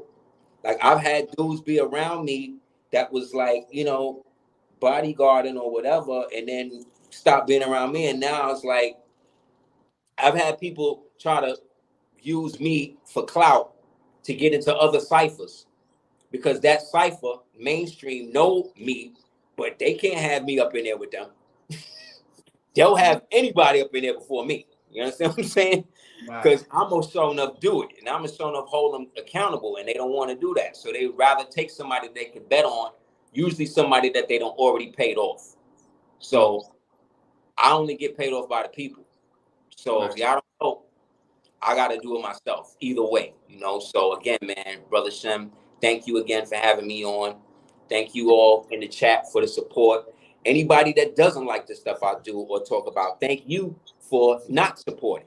You know what I'm saying? Because again, man, I take either way. If you give, I grab.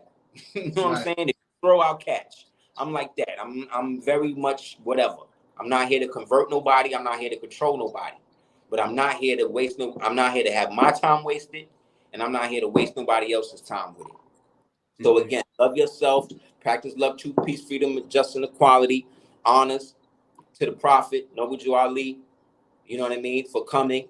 One of the premier, or if not the only American prophet that we can look to, you know what I mean, who bridged us from our ancient empire, from our ancient occupation and autonomous jurisdiction over this land, over this earth, and giving us a way to be that again today. Because as he said, what you are today is what your forefathers were, you are today, right?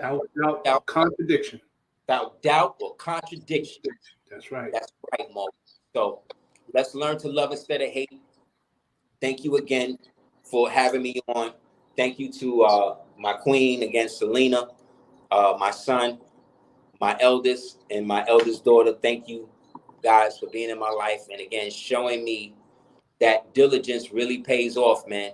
And really learning to these tribulations that we go through with these children are there to shape us, man. Because I went through a dark period having my children kidnapped from me and watching people in my family be around them and not telling me and hiding them and doing all types of shit. And there were times I really thought I was losing my mind, you know, just based upon the thoughts of murder and things like that. You know what I mean? That you get when you forcibly separated from your children. So I want to give thanks to my queen for helping me through that time, as well as myself for giving myself the space enough to look at things on a multi-year basis instead of what was right in front of me. Because if I just dealt with that, I might not have been here. You know what I'm saying? So again, give yourself time to heal, brothers. Give yourself time to heal, sisters, and know that there's nothing wrong with us procreating with one another. and that there's really nobody else on the planet for us but us. But us. We all we got. You know what I'm saying? So again, man, love, brother. Absolutely. Likewise, Moor. Appreciate you. Love you, Moor. And I love to all the everyone. Definitely gratitude to everyone who got on this live stream and those who will see it later. So until next time, to all the family, peace and love. Peace. Islam. Peace.